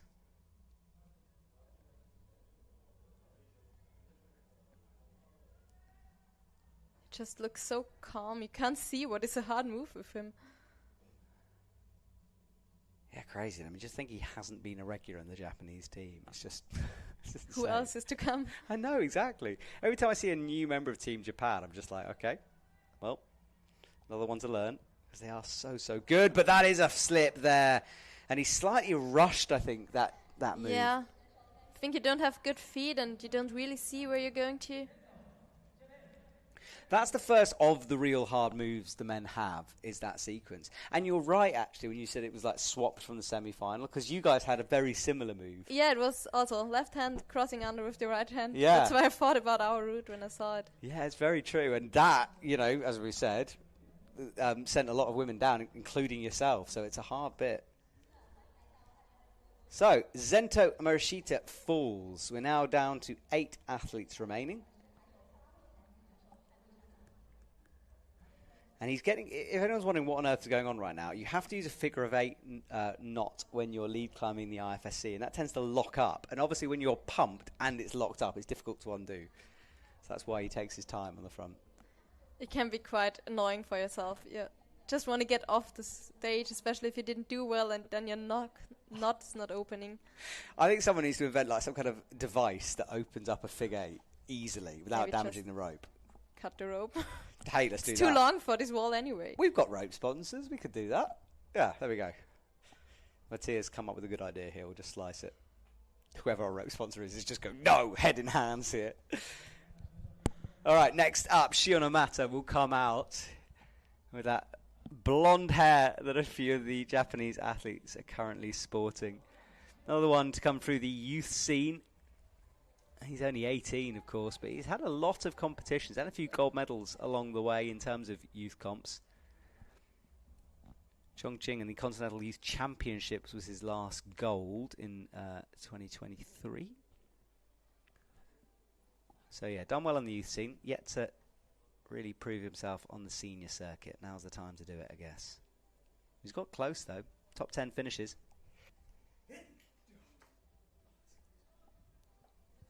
So, Shion Mata will begin things. The officials are ready. That's a spotter there, just to make sure if he hits the ground, he's protected early on. Reaches up towards a big sloper, flicks the feet over, and his journey begins on this finals route. Ooh, a little bit of a moment there. He sort of shook his head as he bumped the hand right. Still hasn't clipped the first draw. Oh, yes, good spot. But there are spotters for every route. Yes, but what are they going to do? I mean, they're gonna, like, it always makes me laugh. Like, you know what I mean? It's kind of usually a spotter kind of directs you onto a mat. I'd love to see them catch a falling athlete. Yeah, you would think a mat would be more useful. You would. Oh, there we go. Oh, yeah, not expecting. The route setters want to maybe unsettle but not make you fall off down low. So he reaches up high to make that clip. Looks like he's not 100% settled yet. Just kind of figuring things out down low.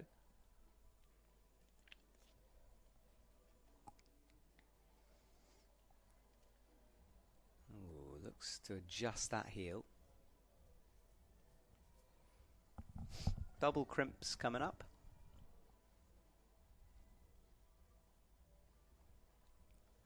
Ooh, Almost in a split. Yeah, it's great flexibility shown from him then. But most of the Japanese athletes have great flexibility. Yeah, is that something you see them working on a lot in isolation? Yeah, you see them warming up, stretching, and I mean, it's not uncommon in the World Cup circuit. I guess most of the women can do a split. Is that the case, really? So it's like that's the sort of level you might have to have for Yeah, it. most people are really flexible. How's your splits game? Don't ask. Let's change topic. Let's move on from that one. Fair enough. So Shion Mata into the yellows and blacks here. He's got that low left heel. Ooh, he's just popping feet all over the shot here. What is he doing now? That's far away from him. This is the wrong thing, but he's somehow... No, he's in real trouble right now. He needs to rethink this. What was he thinking on that? Maybe he thought he was taller than he was. Yeah, well, we talked about range earlier on. I mean, I guess that's it. But he uses it now with his hand. to get his heel in. Oh, hey, why not? I mean, he has worked it out, but that will have burnt a lot of power. Yeah, for sure. And it's not nice to clip with the quick draw behind yourself. No, it's swinging, isn't it? This is a nightmare sequence for him. He still can't get it in. Fishes for it again and again. He's got a smile. I mean, fair play, but... That's also, once the quick draw is swinging around, it's even harder to catch it. He's in trouble again. Look, he's got a really weird pinch. Yeah, he's just climbed his way into a nightmare situation. Oh, you got a feel for him. Yeah, couple of bad decisions, and then I think he was just too tired. Yeah, the decisions seemed to spiral into each other. You know, everyone sort of bumped into the next one. That was wild, that swing. Yeah, sometimes it's hard up here because you're like, you know an athlete's done the wrong thing, but so many times I've seen them do amazing, beta-breaking moves. I never want to count them out of it, but that was definitely the wrong way through there. Yeah, I can't imagine that being the best way to move through the section. No. Well, fair play. He gave us a smile up here. He was smiling his way through it, but I think he'll look back on that and slightly rue that decision. Yeah, he's still looking back up at the wall at that hole, trying to figure it out. It went wrong quickly. Team Japan down there at the front. Every time I bump into Team Japan, they've got enormous packages. They carry around all their tables and everything wherever they go. Yeah, they also have always 3 or 4 coaches and medical staff, and they're also really supportive. The whole team will be down there watching their teammates. It's really cool to see. Yeah, I agree. Hannes van Dysen looks a little nervous. He's used to being in Boulder finals by now, but speed finals? Well, he's definitely not used to being a speed final, but lead finals is a bit new to him. Yeah, I think with the OQS coming up, he really trained hard for this discipline as well. It's good to have this style of World Cup for those athletes, unlike you, who aren't specialists. To have 2 World Cups so you can test both disciplines at this stage, I think is a real plus. Yeah, and I mean, it just makes sense if you're going to China, make 2 World Cups at once and go back home. Yeah. And of course, for the OQS, it's back in Shanghai. So a lot of people have been using it as a test run. They've been coming here, trying to work out how, I think I read on Stasha's Instagram that she was saying how, she's learned things from this and she'll do it better next time. And for a lot of them, that's what it's all about. But it's still a World Cup. You still want to win it. It's not just a test run. So Hannes through, and you'd expect him to climb fairly quickly. Yeah, maybe run before the pump. Yes, try to escape that pump. So cruising through on the pinches here now. Reaches up easily into the clip. Getting the rope a little twisted around his leg, sorted it out with no real drama. The Belgians also visited Innsbruck a few times, preparing for the World Cups. Do you get lots of messages when teams are in town, kind of wanting to do training sessions and stuff, or do they just arrive undercover? That's more if individual athletes come and they have no one to train with, then they would ask us. But if they're coming with their team, then usually not. Yeah, good point. So Hannes launches, as we've seen him done in Boulder in comp so many times. He wants a knee bar in there. That's a long way, but it does kind of work. Yeah, I think he doesn't get too much out of it. Maybe if he stacks the knees. Oh, yes, look at that. So he's standing on his own foot to get a little bit more reach with the knee bar, but it doesn't work, does it? Nah. Oh, that's better, but I think he's burned more energy getting into it. That's always the thing. If you see it from below, it's do you try or not? Because if it doesn't work, yeah, like you said, you spend a lot of energy for nothing. Yeah, and he's kind of snatching at holds here and starting to lose his feet. And wrapping the rope. It was described to me by Helen last night as pump brain, which I quite liked. Yeah. Stops working at some point. Yeah. But he did the same method as Chae-hyun, and he made it work. Maybe he's a bit taller, got it in more easily. Yeah, good spot. So maybe they read that together. It just worked for his height better. Yeah, so this is where Chae-hyun really got it all wrong, but Hannes is looking more composed, and now I think he'll enjoy this moment to shake out and need it, I think.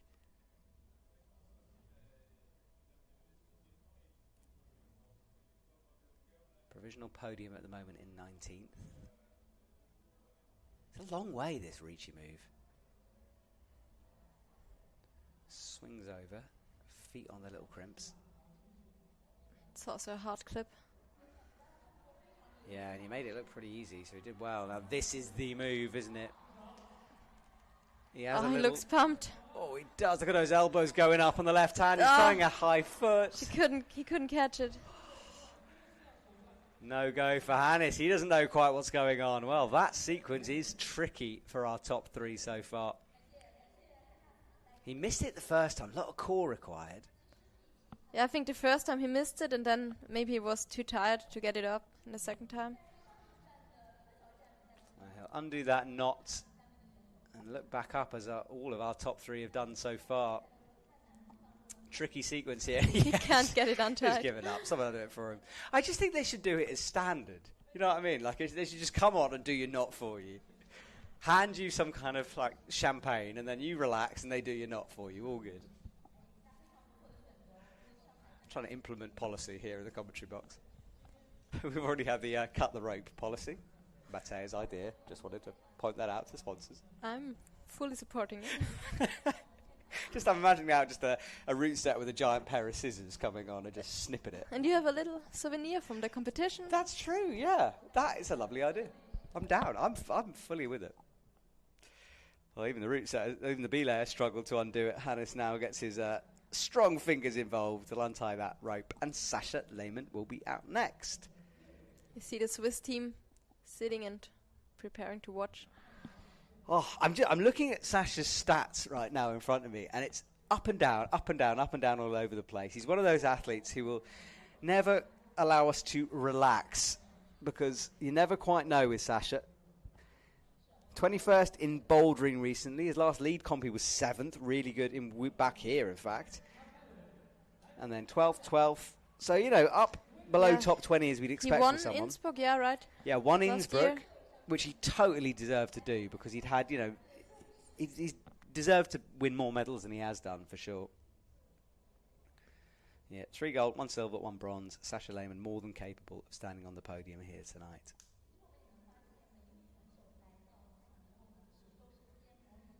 And still only 26. I feel like he's been on the scene for such a long time. Definitely has got a lot of experience. Yeah, he does indeed. All right, an asset to the Swiss team. Let's see what Sasha can do tonight.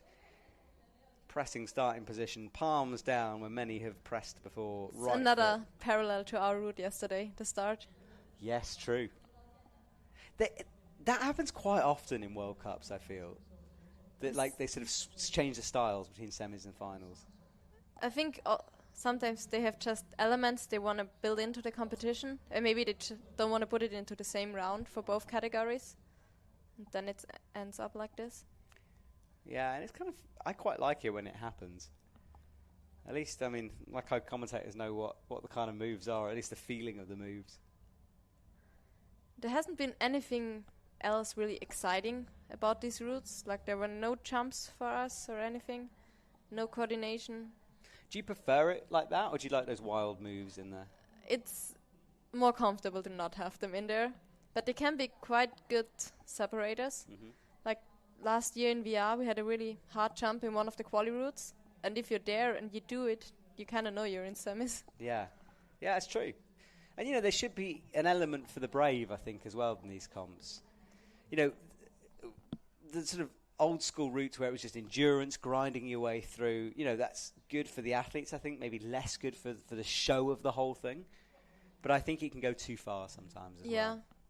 But yeah, it's good to test the commitment, because usually it's easier or only possible if you just commit fully and do it. Yeah, I agree.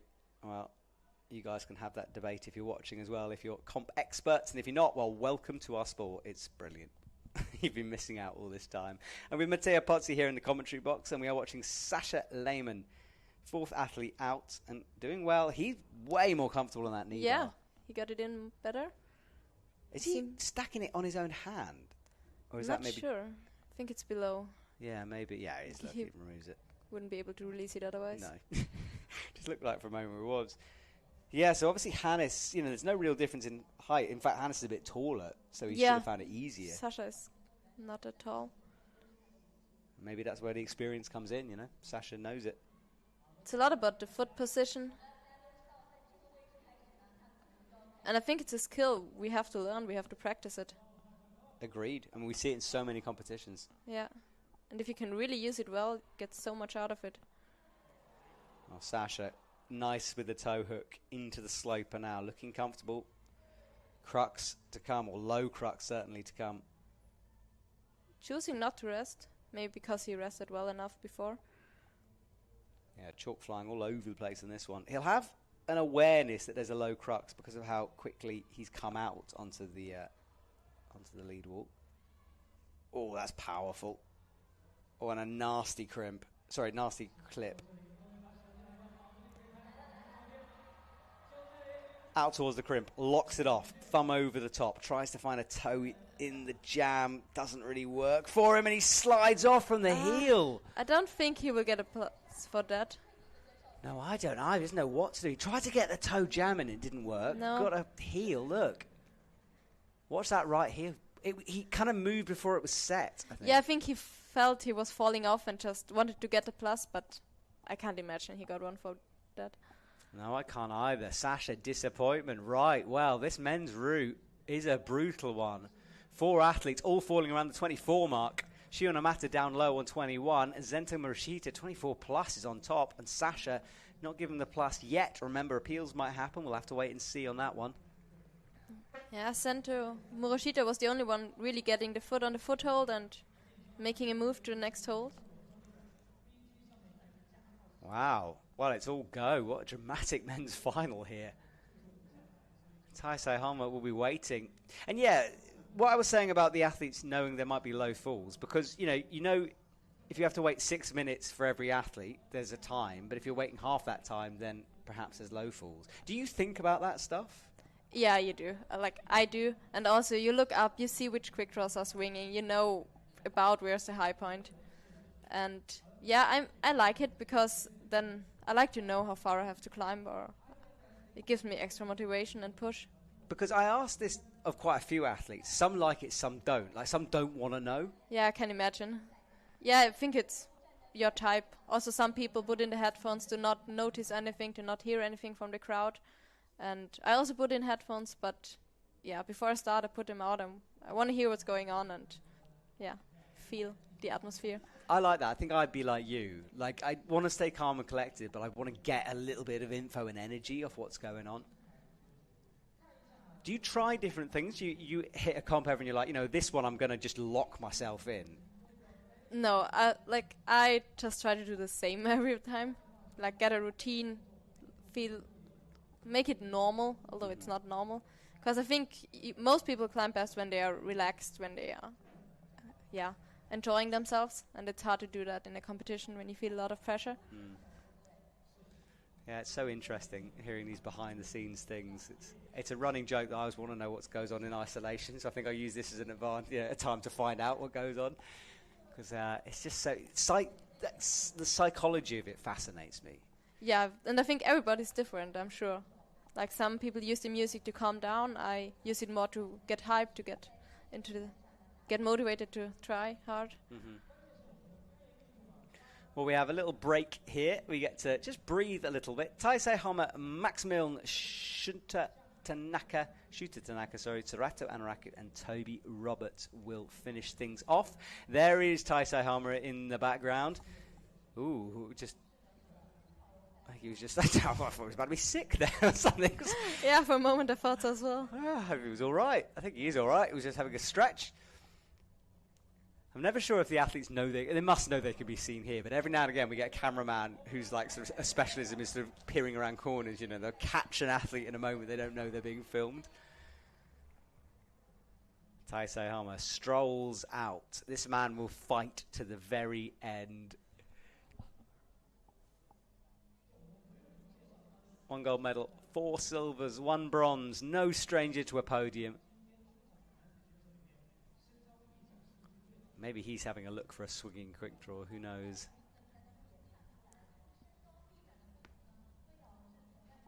Also, the men, I think they had observation together with the women, so it's been some time since they have seen the routes. Yeah. Like, the women came out straight afterwards, and he might to remember again what is coming up. That's a good point. So he took his time. We've got about 40 seconds. You can't really get disqualified. I mean, technically you can, I think, but they'll hustle you onto the wall before that happens. I guess worst thing would be a yellow card if Yeah. you're just not starting. So, Taisei Homa. Underway. Fairly low score at the moment. You won't know. 24 plus on the leaderboard at the moment.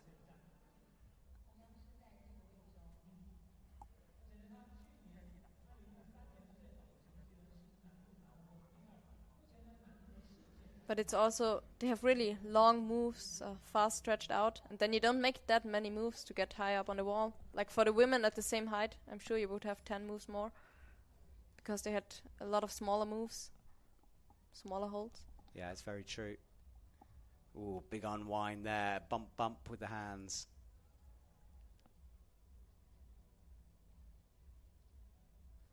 Little adjustments here. Outright. Tugs up the rope. Really shouldery, that sequence. And he immediately locks in the knee bar. Yeah, it looks like he gets something out of it. Not as relaxed as Sasha. Moves on rather quickly. Yeah, Sasha was there for quite a long time, wasn't he? Yeah, he chose to rest there and then didn't use the big yellow hold to rest. Flicks the hands out, and we've seen a few different methods through here. What's Taisei Hama going to use? He has a toe underneath, stretches all the way down to get another toe in on the left, trusts that toe rubber, hits the right hand, unwinds, and now he'll shake. That was nicely done. Yeah, he got like the toe on the big yellow one to put another toe in. Looked confident. Yeah, transitioning between toe hooks must just feel awesome. All right, pinches to come and a big move as Taisei shakes out. That first crux is beckoning, though. We're waiting to see, really, the first, second, third of this wall. But Taisei is looking very composed as he drops through. Chooses not to clip from the yellow one. Maybe it's better from the black one. I think it looks better, because that pinch is nasty when you do it. Yeah, it looked really hard for the other guys. Right, hits the crimp. Ooh, easily hits the foothold. Yeah, and he's looking shaking fine. out. Oh. Look at this. Wow, we will see the next part of this wall as he climbs down. That was strong. We saw how hard Hannes had to work to get his feet up, but Taisei just straight away hit it. But he's got to trust a pretty bad heel to rock up. He'll be happy to turn it into a toe. It's a far move again. Oh. He's read this really well, though. Right hand up. He's got a crimp and a pinch now. Oh, these heels are so nasty. Oh, creeps through into the cross. Cuts loose for a sec.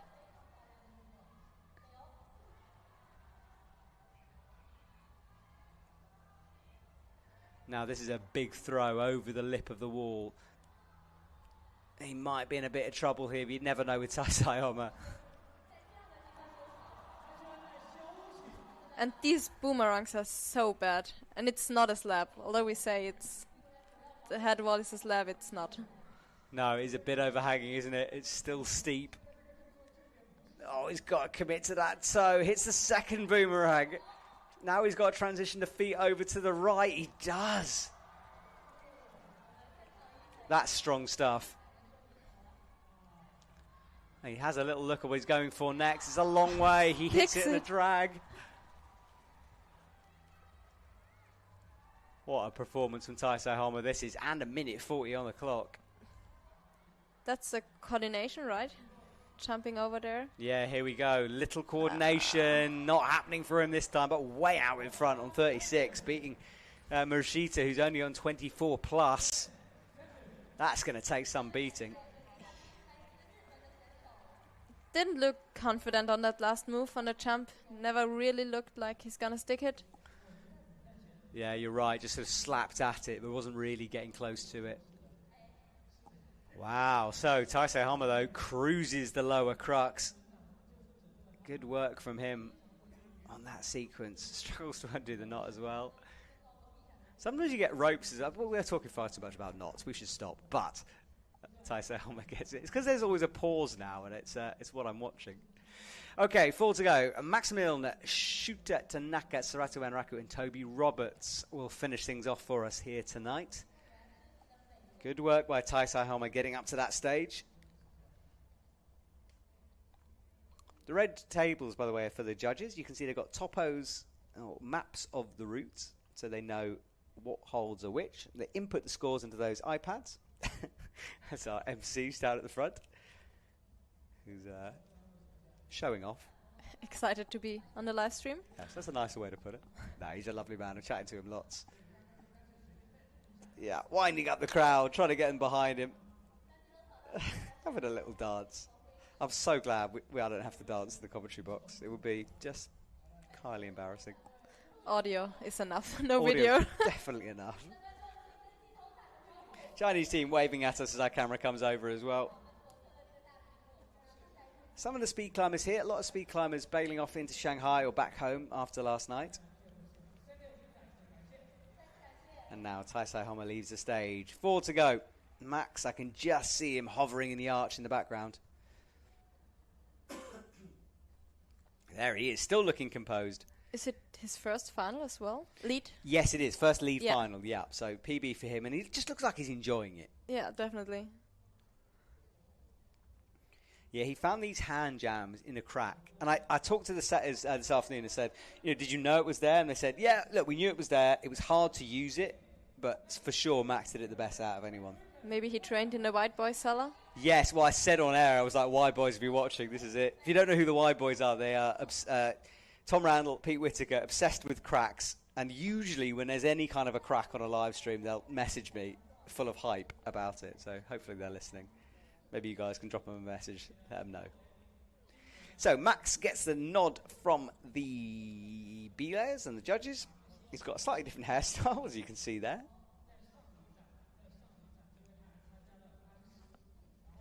Let's see what Max can do. All that hard work paying off for him as he hits the final. He will also be looking forward to the OKS. Will be his main event of the season. Yes, he will be. Little flick of the hand there. That's one of those moves just built to unsettle, isn't it? Yeah, for sure. It's definitely not hard. They all have no problems with it. You just have to do it and not think about it too much. Yeah, it's easier said than done when you're on that stage with this many people watching. All right, so Max underneath the big black volume. 36 plus is where he's aiming for. He won't know that. But he will know that Taisei Hama got pretty far.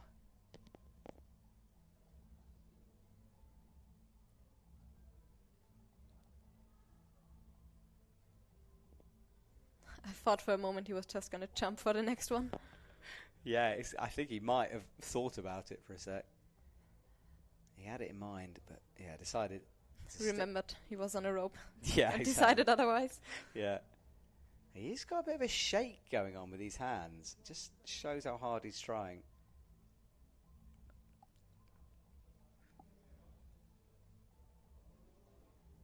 That left hand has been on that crimp a long, long time. And he does shake it out a little bit as he flicks through. Shoulder move, he'll enjoy that. Gets the feet back on.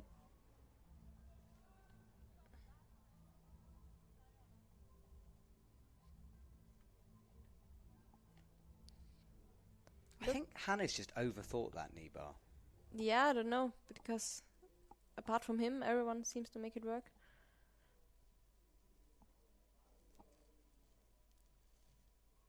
So Max breathing. 4 minutes on the clock. Knee bar locked in. Just a slight shudder in his limbs, showing how hard he's working.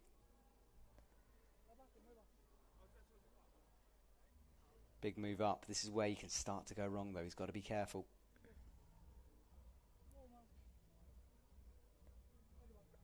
Big Just cut loose. cuts loose. He doesn't look too relaxed. Maybe he can shake out here a bit more. Yeah, I think you're right. It's just the way he's moving is a little bit stuttery. And here as well, as he moves those hands up, he's definitely fighting. Now he also has to make this weird clip behind the head. Oh, yeah. Yeah, and that's so much further than it looks on camera as well. It's right back there. Yeah, and it just takes a really long time now to get a clip in, and you don't have a good hold in your hand. Tires you out a lot. All right, here he goes, and he's got another nasty one. He's going to clip off that pinch as well. But he has a good drop knee in. Oh, he's biting the quick draw to get it in. I think he held it with his mouth and put the rope in. I don't think I've ever seen that. Well, but now he looks in problem. Yeah, he does, and he goes. Yeah, tricky route for Max, that one. Yeah, had to fight hard. Yeah, I've never seen that. I mean, why not? Hey. This was the unwind, and you said just before he fell, you were like, he looks in trouble, and he was. Slapping out and a low fall from Max, so no impact on the podium for him in his first lead finals, but a PB. So, 3 to go then. Shuta Tanaka will be out next from Japan. Then we have Sarat Anraku and then Toby Roberts to come after that. Yeah, and Shuta is one of those who just sort of dropped out of the scene. 2021 was his last senior comp in Villars. He was 14th then, which is pretty good. Before that, didn't have a great one in Innsbruck. This is way back in 2021 where he's 80th. So, have to see what Shuta can do. Whether he's trying to prove something to the to the selectors perhaps. Yeah, maybe also if you don't get selected, you more or less have more time to train. You don't have any comps to attend to. You stay at home, you train, and maybe come back stronger in his case. Yeah. Do you ever get a bit, like, if there's a long time between competitions, do you feel a bit rusty? Like you're not sort of knowing what's going on? Well, for me, the longest time between competitions has only been via the winter break, which is not even half a year. So it's more like you still know how to do it, but you just don't know where you stand. Yeah. How long have you been competing for now? I mean, competing since I was 7 or something. Sure. I think my first IFSC comp was in 2014, 13. Wow. So like first youth B. Yeah, must be such a part of your life. Yeah, I just got more and more comps every year as I got older, and yeah, I've been doing comps always. Do you ever get bored of it, or is it something you just love doing? No, it don't get used to it. It's not something. It's just another comp. Even if it's just a national comp, I get so nervous, and yeah, for me it doesn't get normal. Wow. Well, go give Mattia a follow on Instagram, please, if you can, and support her. I'm sure she will appreciate it. All right, Shuta Tanaka reaches up. That's far for him, this first move. It is, isn't it? He just had his fingertips on it as well. All right, so up into the first clip. That's done after that real big stretch. And Taisei Hama very soon will be guaranteed a podium place, but not yet. Up to the crimps. Shoulder removes here. Moving his way across. But the one thing to think about is comps have sort of moved on since 2021 in terms of setting.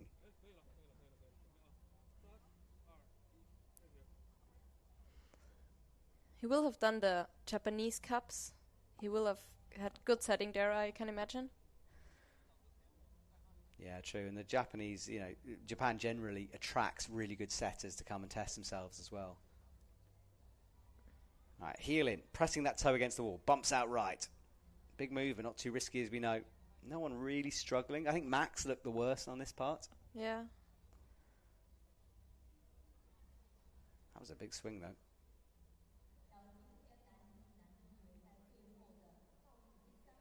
Locks in the knee bar, nice and easy. And looking relaxed out there on the wall. Compared to the women as well, time not so much a factor on this one. No, but it's usually the men are climbing so much faster. Also in semis, they were finished like 6 climbers before the women's semifinal. Like the whole men's semifinal was over in 2 hours 15 minutes, which is really fast. Yeah, it was. It motored through. We've had 3-hour semifinals before. Tell me about it. You've seen it? No, it's always good to see. All right, Shuta looking comfortable at the moment, but this is where things ramp up. Hits the pinches. And no problems with that clip either, straight in. No, but like everyone who did it from the big yellow one looked comfortable doing it. But if you left it until later, they had some troubles. Yeah, it's just clip reading coming in. I think he's going to clip. No, he's not. He's going to clip for the black. So well read from him. Definitely the way to do that. And you can sort of use your arm to trap the draw. But now he has his hand behind the quick draw. Oh, yeah. He should have had it the other way around. He stretches out right hand. That right hand is getting pumped now. Suddenly he's in trouble, and he is in trouble as he falls. Just too short. Didn't quite get it. No, he sort of brushed it with the fingertips. It wasn't enough, and that will be outside of the podium. So Taisei Hama guaranteed a medal now. Yeah, he caught it. 3 fingers, 2 fingers, gone. Maybe it was just the struggle with the quick draw a bit, and he had not enough energy left. Yeah, that move is really awkward. You have to flick the hand around, grab it again. You're in a weird position because you're already in the position. It's certainly tricky. So 2 to go. Taisei Hama guaranteed a medal at the moment. Sarato and then Toby to come.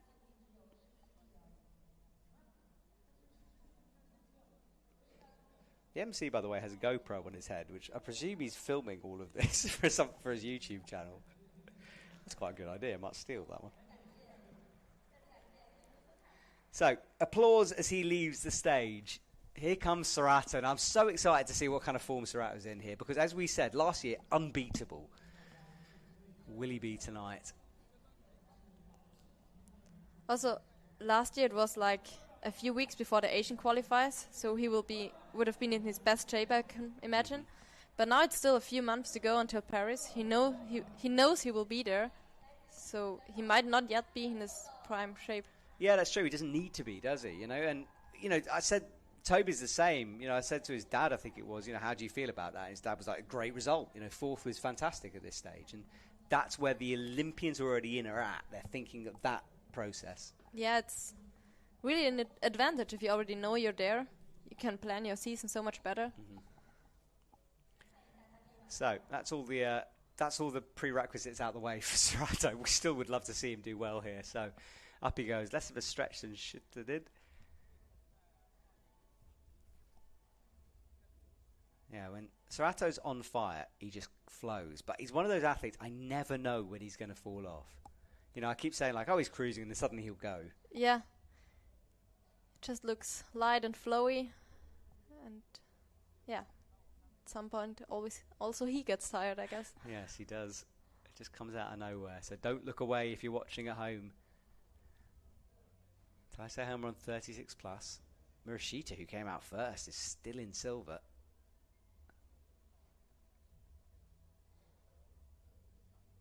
Heels in, cruising as we'd expect through the bottom moves. Cuts loose, flicks his right foot onto a nice crimp.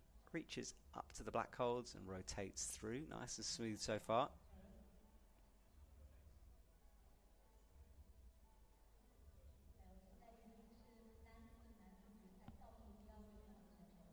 Feet first in this section. We haven't seen that. No, we haven't. He did it with no hesitation as well. Must have read it like this. I wonder if he goes back in for the knee bar. Yeah, he kind of is, isn't he? Hasn't got it yet. I think he hasn't seen it, maybe. Now he does. Now he does, yeah. Oh, he doesn't like it. A foot in a slightly different position, further in on the hold, which could make a difference. Right, so he hasn't used the knee bar. Interesting. I think it's a good decision. Instead of like Hannes trying to wrestle it in, if it isn't working or he feels he doesn't need it, just move through. Yeah, he tried it, decided he didn't like it, and put it out again. Yeah, right. Left toe in, reaches underneath, jams that toe deeper. And as you said, way easier to clip off that. He looks comfortable in this position, yeah. Probably is going to shake out a bit more here. So he's looking left. Couple of breaths. Looking very composed out on the wall. 3 minutes 50 on the clock. He's got plenty of time and he knows it. He might be looking at the scoreboard, actually. I think he did it also last year. I think he just wants to see where he's at and how far he has to go. Yeah, I mean, it's right there for them to see if they want to have a look, you know. It's a massive old scoreboard. Yeah, so why not? Yeah, I think this myth we have about no one really knowing where they are is a slight myth. Clips off the pinch, though. A little adjustment needed in order to drop into the crimp. But he still looks so fresh. Ooh. Yeah, had a little moment, though. Oh, that's risky. Decides not to put the feet on the volume. Suddenly, Sarato's gone from looking relaxed to not so relaxed, but he has made the move work. Yeah, that wasn't ideal. When he got that toe hook in, you know, where Sasha popped the heel, I was worried. I think if you leave your feet behind, it would be hard to then release them. Yeah, agreed. Okay, little foot movement from Serato into the pinch now, high above his head. And hopefully he's calmed himself after that, because this is the most flustered I've seen him in a while. Now he does look a bit more tired, yes. And we know how bad those boomerangs are coming up. And Taisei Homer had to fight so hard for every move now. Cuts loose again, gets the feet back on the wall. Let's see if Serato's got something left in the tank. He might have got himself into some trouble here. He's struggling on that right hand. Very low, and yes, he does go. Taisei used the foothold, not the heel hook for this move. So maybe it was the wrong beater for Serato. Yeah, maybe. Wow. Well, there we go. Serato goes. Pings off. He's always falling down, so funny. It's like a bird, isn't it? Just sort of opens his arms. Okay, well, Serato won't be winning here tonight. He will be on the podium. Yes, exactly. He's in second. So Taisei guaranteed at least silver. Only Toby can beat him. And just Toby to come. Wow. Well, I wouldn't have called that at the beginning of the comp. But maybe it's that thing, you know, Taisei Homer is more of a specialist, and he will be gearing up for this like a lead climber, whereas Serato's in his process, so maybe that's got something to do with it. And even, although it's really early in the season and it's not really in the main lead season, there are only 6 World Cups. You want to do well at every one of them. Mm-hmm.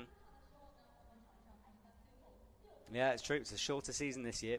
After the marathon of last year, where it going on forever, which I'll be honest, I really enjoyed. I was a bit disappointed when I saw the calendar this year. So Serato leaves. Toby Roberts will be up next. Last athlete out on the wall. Let's see if Toby can get close. There he is. Mark on his face, by the way, on the left is where he hit his face during the qualifier that wasn't a qualifier, got cancelled. Toby's one of those athletes who tends just to use every body part possible. He's really a fighter. Yeah. If he gets to the head wall, he'll not let go. Yeah, exactly. He gives it everything, leaves his blood behind on the wall.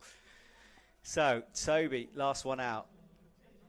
Reminding himself it's been a long time since he saw this. Gold medal, bronze medal, no silvers, don't need them. Still just 19.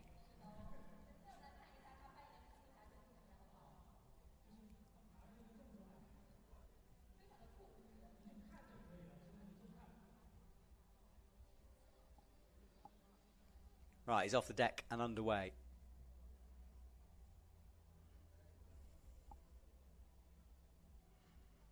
His dad yesterday told me he already feels like he moved to Innsbruck as well. They spend a lot of time here in the winter. And they've got to be careful with Brexit days as well, because it's hard, you know. You've got to make decisions on training. Yeah, Toby was in Japan training pre-season.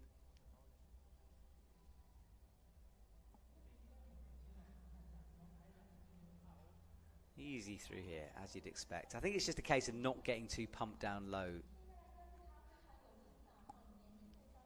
It's moving really quickly. Yeah, nice moves, nice and confident. Hard parts to come. That's the knee bar. Serato, I wonder if that, not using the knee bar for Serato as well, that was a mistake from him. Yeah, I think he didn't read it during observation. All the others straight put it in, and he had a look before. Same with Toby. Interesting. Doesn't use it at all, no. No. I mean, it kind of makes sense those two read it together. They do have a similar style. Yeah, not even looking at it is Toby. Well, I would have imagined Toby and Max reading it together. Also, the language barrier with the Japanese is not that easy to overcome sometimes. No, it's true. Although Sarato's English is getting better and better. All right, high right heel for Toby Roberts. Great flexibility. We talked about the splits. He's doing it there.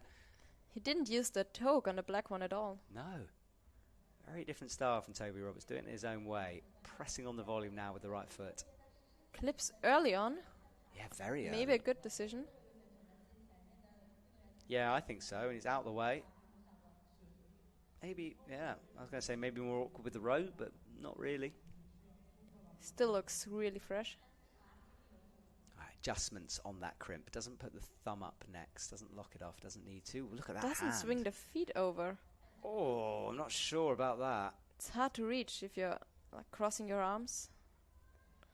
Oh, we know how he costly these looks things tired can be. suddenly. He does, doesn't he? That's better. He lost a lot of power here, I think.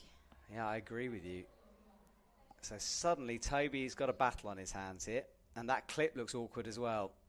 It was great to readjust like he did. Like, didn't have the pump brain in yet. Yeah. But now he does look like he's struggling. Yeah, a little bit. Wrestling. Tries to find that crimp. Gets the pinch. Yeah. Like we said, he's a good fighter, so maybe he can still pull it off. Yeah, we've seen him do some special things. He's in third at the moment. That's a big move. Just holds it. That toe is in, though. I'm not sure he can release it easily here. It does now. Gets the high heel.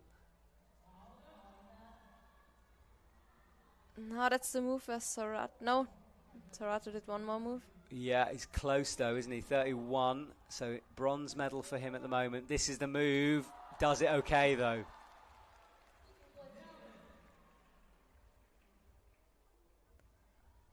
So Toby, oh look, they are terrible, those banana holes, you're right. Yeah, but now he's in the head roll, now he can fight it out. Yeah, you said he doesn't let go at this point. See how much battle Toby's got in him. Crosses back through, shakes out once more. Has a little cheeky look at the clock, he's got plenty of time, 2 minutes. It would be great to see a top. Always makes for a good end of a competition. It does, doesn't it? Oh, let's have some fingers crossed here. This is a big sequence, though, and I think he's in such a bad hold. Oh, how's he still on? No, he's got to go back, yeah. Oh, he wanted to match it. He changed his mind, and again, smart thinking from Toby Roberts. Oh, and he's standing on the very tiptoes in the edge of that volume, though. This is fine margins, and this is a coordination move to get close to Taisei Homa's score. Needs to go for this jump. Taisei got the plus. Toby's desperately trying to get something back. Can't with that right. He needs to jump. He hasn't spotted it, I don't think. And we know he just needs the plus. He maybe doesn't. Oh! But I think he got it. I think that should be enough for the win. Should come down to a countback, yes. It should I think do. so. Well, we'll wait and see on that one. I mean, if Taisei got it, then Toby no, I should. think, yeah. I would be surprised if he didn't get it. I would be too. So we think that's going to be a goal for Toby. He's waiting. I'm looking in the background. Yes, there it is in the back. He did get it. So upgrade from Toby Roberts. Well, we said he fought, and he had to out there, didn't he? Yeah, he recovered well and, yeah, made it work. Wow, well, Toby Roberts will walk away with that. Then Serato, then Zento Marashita, who came... Oh, no, sorry, no. Then Taisei Home, then Sarato Anraku in third. That's our top three, barring any last-minute appeals. But Toby with a smile on his face. He knows he's done enough. A gold again for Toby. And he is going to the USA next week as well. No, 2 weeks' time as well. Because he hasn't got the OQS to go for, so we'll see him climbing soon. Here's confirmation of it then. Toby Roberts 36 plus, due to countback, beats Taisei Homa on 36 plus. Sarato Anraku had a problem, 32 plus for him. It's still on the podium, still a great performance. Then Zento, Sasha Lehmann after that, as we go down the list for our top 9 for the men's competition. Mattea, thank you so much for joining me here Thank today. you for inviting me. It was a pleasure. I've had a lot of fun with you. Please give Mattea Pozzi a like on Instagram. Follow her because she will be going through the rest of the season. She needs your support, so appreciate it. Thanks a lot. And have a good journey back and enjoy interviewing Toby. Thank you. See you soon.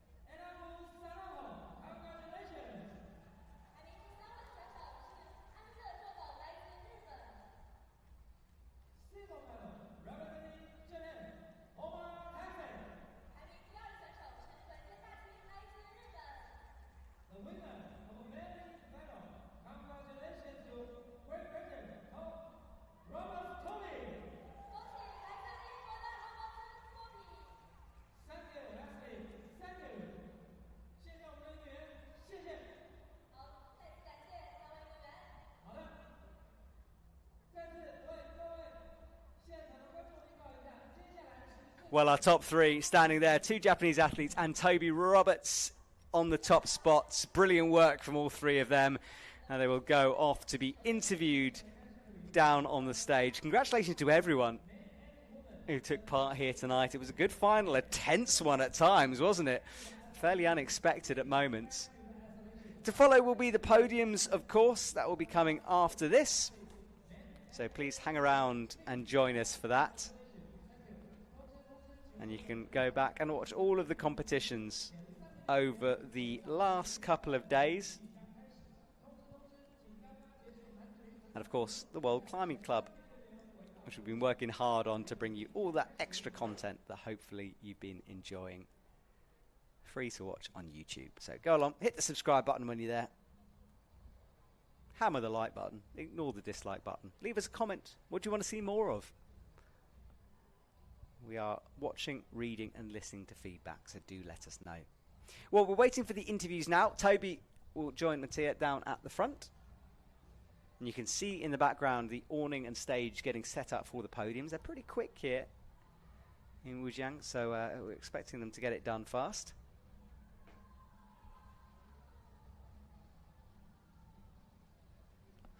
I can see Mattia waiting down at the front for Toby to be ushered over. It's always quite difficult to find the athletes, so obviously they want to celebrate with friends and family, but they've got media duties. We need them out there.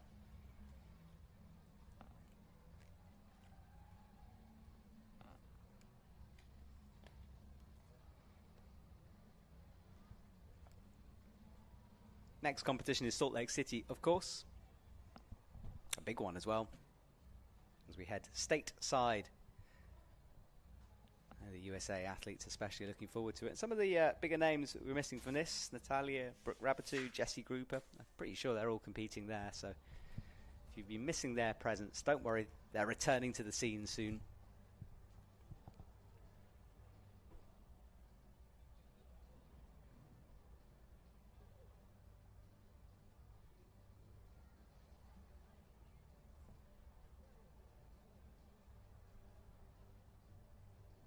See the spotlight swinging over to our interview area to prepare for our athletes. There is Toby. I can see him in the background.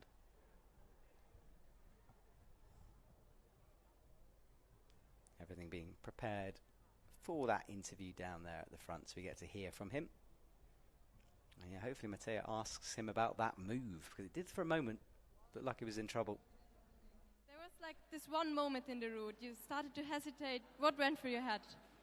Well, I slightly misread the beta, but I managed to stay there and compose, and then find the right way, luckily. But yeah, it was pretty hard. Yeah, you put on a great fight. And well, we all know you're going to Paris. So how's your preparations going? What's coming up?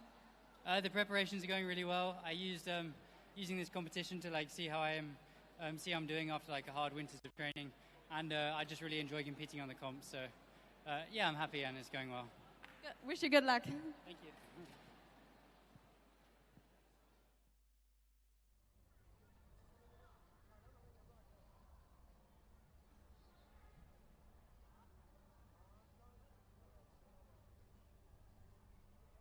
Well, thank you to Mattia. Thank you to Toby.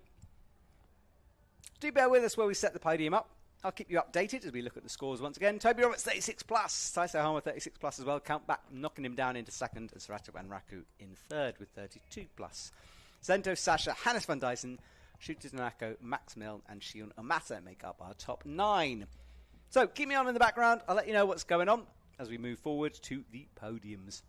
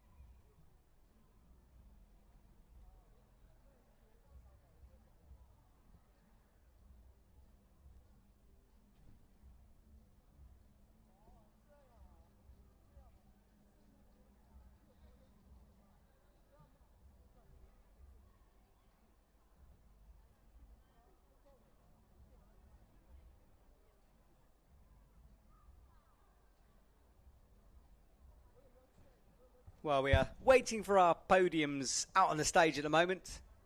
Athletes will be gathered. You know the drill by now. Medals will be being prepared. And Janja Garnbret and Toby will be standing on the podiums to get that gold medal soon. So a couple of minutes and we will return for those podiums.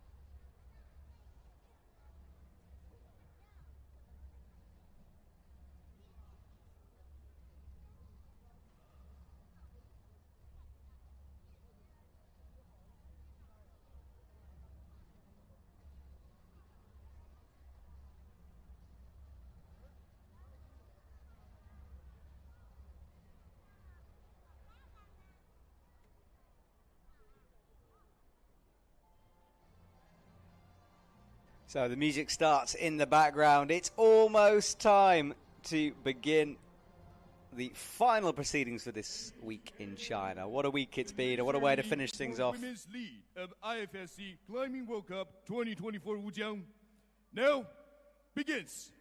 女士们、先生们，2024国际攀联世界杯攀岩赛中国吴江站女子难度颁奖仪式现在开始。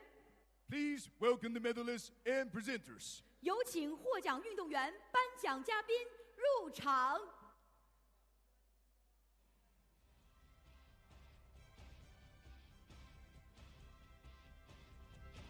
So the athletes come onto the stage.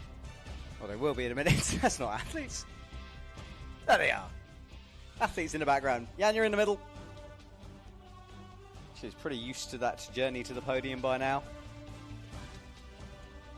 The medals will be presented by 为获奖运动员颁发奖牌的是 Deputy Director at the Mountaineering Administrative Center of the General Administration of Sport of China, the People's Republic of China. 来自中国的国家体育总局登山运动管理中心副主任次洛先生。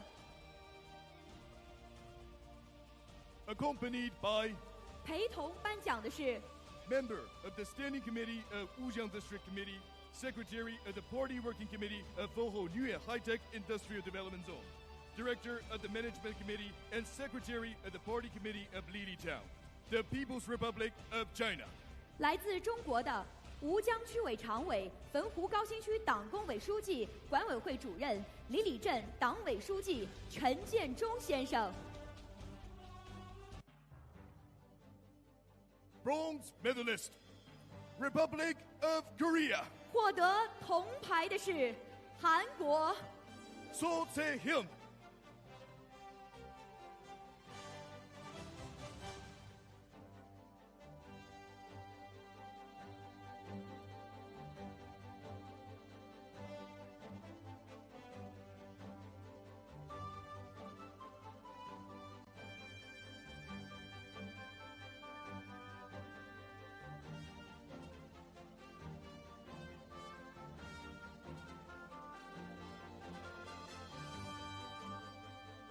Silver medalist, the People's Republic of China. 获得银牌的是中国洛之路。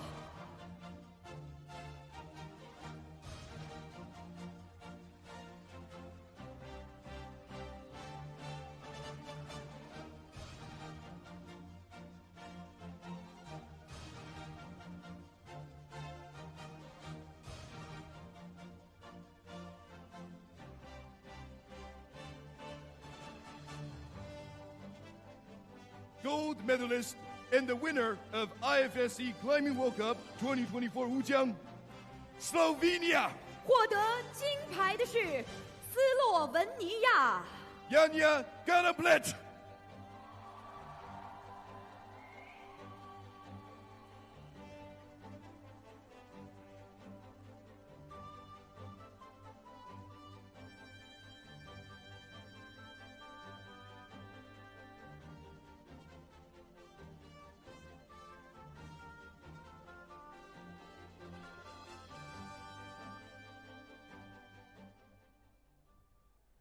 Ladies and gentlemen, please stand for the anthem of Slovenia. 女士们、先生们，请起立，奏斯洛文尼亚国歌。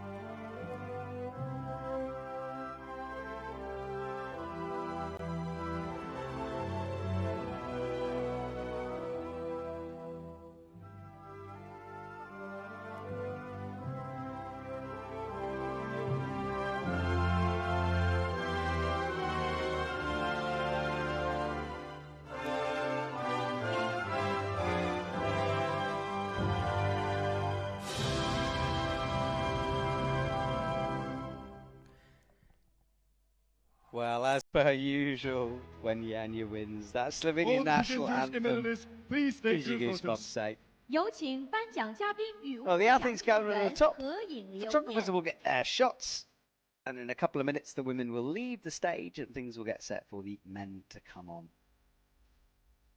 Final parts of this week-long odyssey in China. It started off with Boulder, Thanks to all the presenters. 感谢颁奖嘉宾。 and of course, finished tonight with the lead.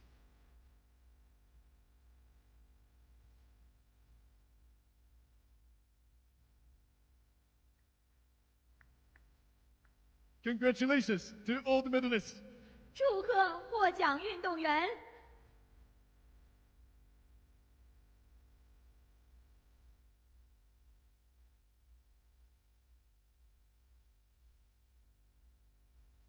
So, the athletes head off. And then we'll be back there. Getting ready. Almost time. Stick with us. Men's podium to follow.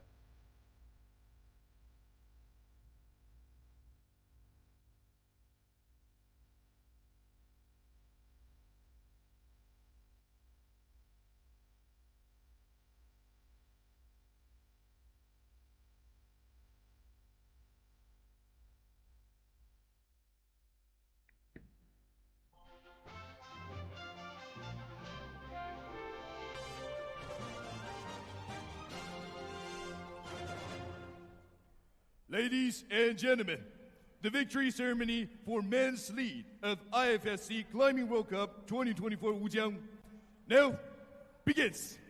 女士们、先生们，2024国际攀联世界杯攀岩赛中国吴江站男子难度颁奖仪式现在开始。 Please welcome the medalists and presenters. 有请获奖运动员、颁奖嘉宾入场。 Ladies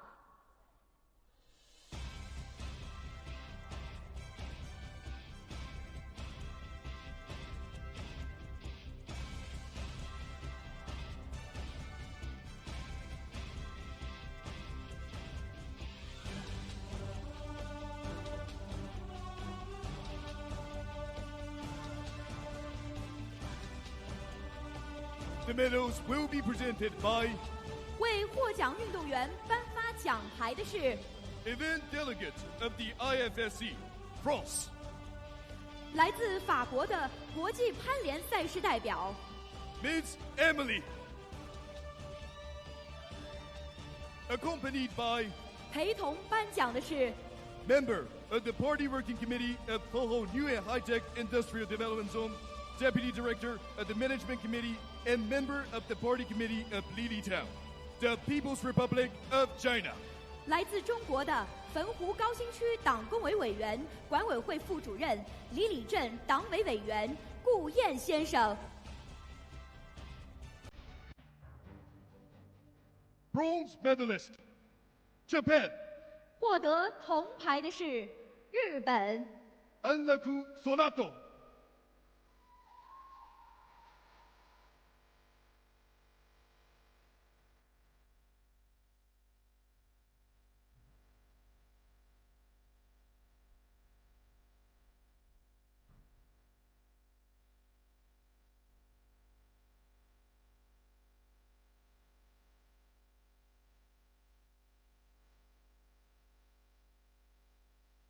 Silver medalist, Japan.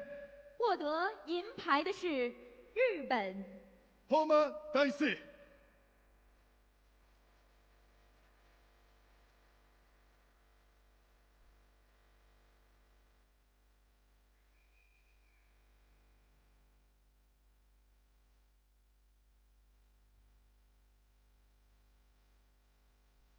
Gold medalist and the winner of IFSC Climbing World Cup 2024 Wujiang, the United Kingdom.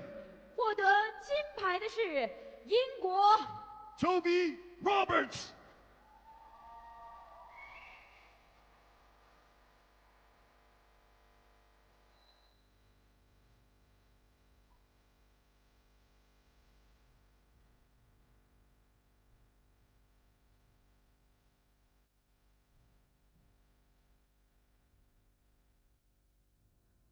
Ladies and gentlemen, please stand for the anthem of the United Kingdom.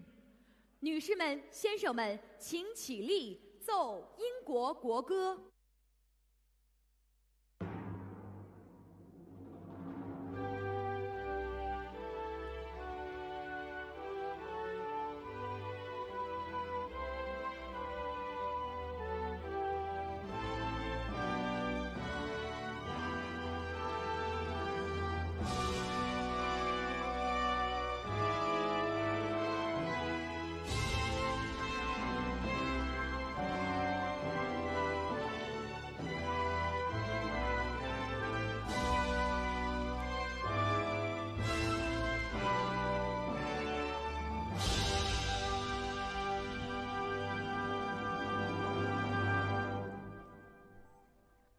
Well, massive congratulations to Toby Roberts and all of the athletes who competed here tonight. What performances from them and what a competition. It has been brilliant, but the IFSC circuit will now move on to the next one in Salt Lake City. Hopefully you guys can join me there, because I'll be bringing you all the action as normal as we build towards the OQS and, of course, the Olympics in a couple of months' time. It's going to be a packed season, but we've got your back, bringing you all of the IFSC action you can handle. Thank you to my co-commentators for joining me in the commentary box over the last week. My name is Matt Groom. It's been a pleasure bringing you all the action, and I will see you very, very soon. Good night, everyone.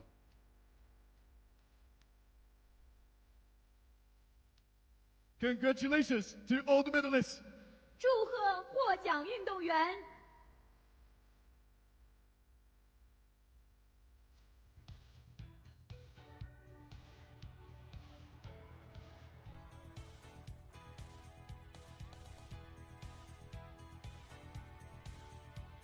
That's the end of the victory ceremony for IFSC Climbing World Cup 2024 Wujiang. 2024国际攀联世界杯攀岩赛中国吴江站颁奖仪式到此结束。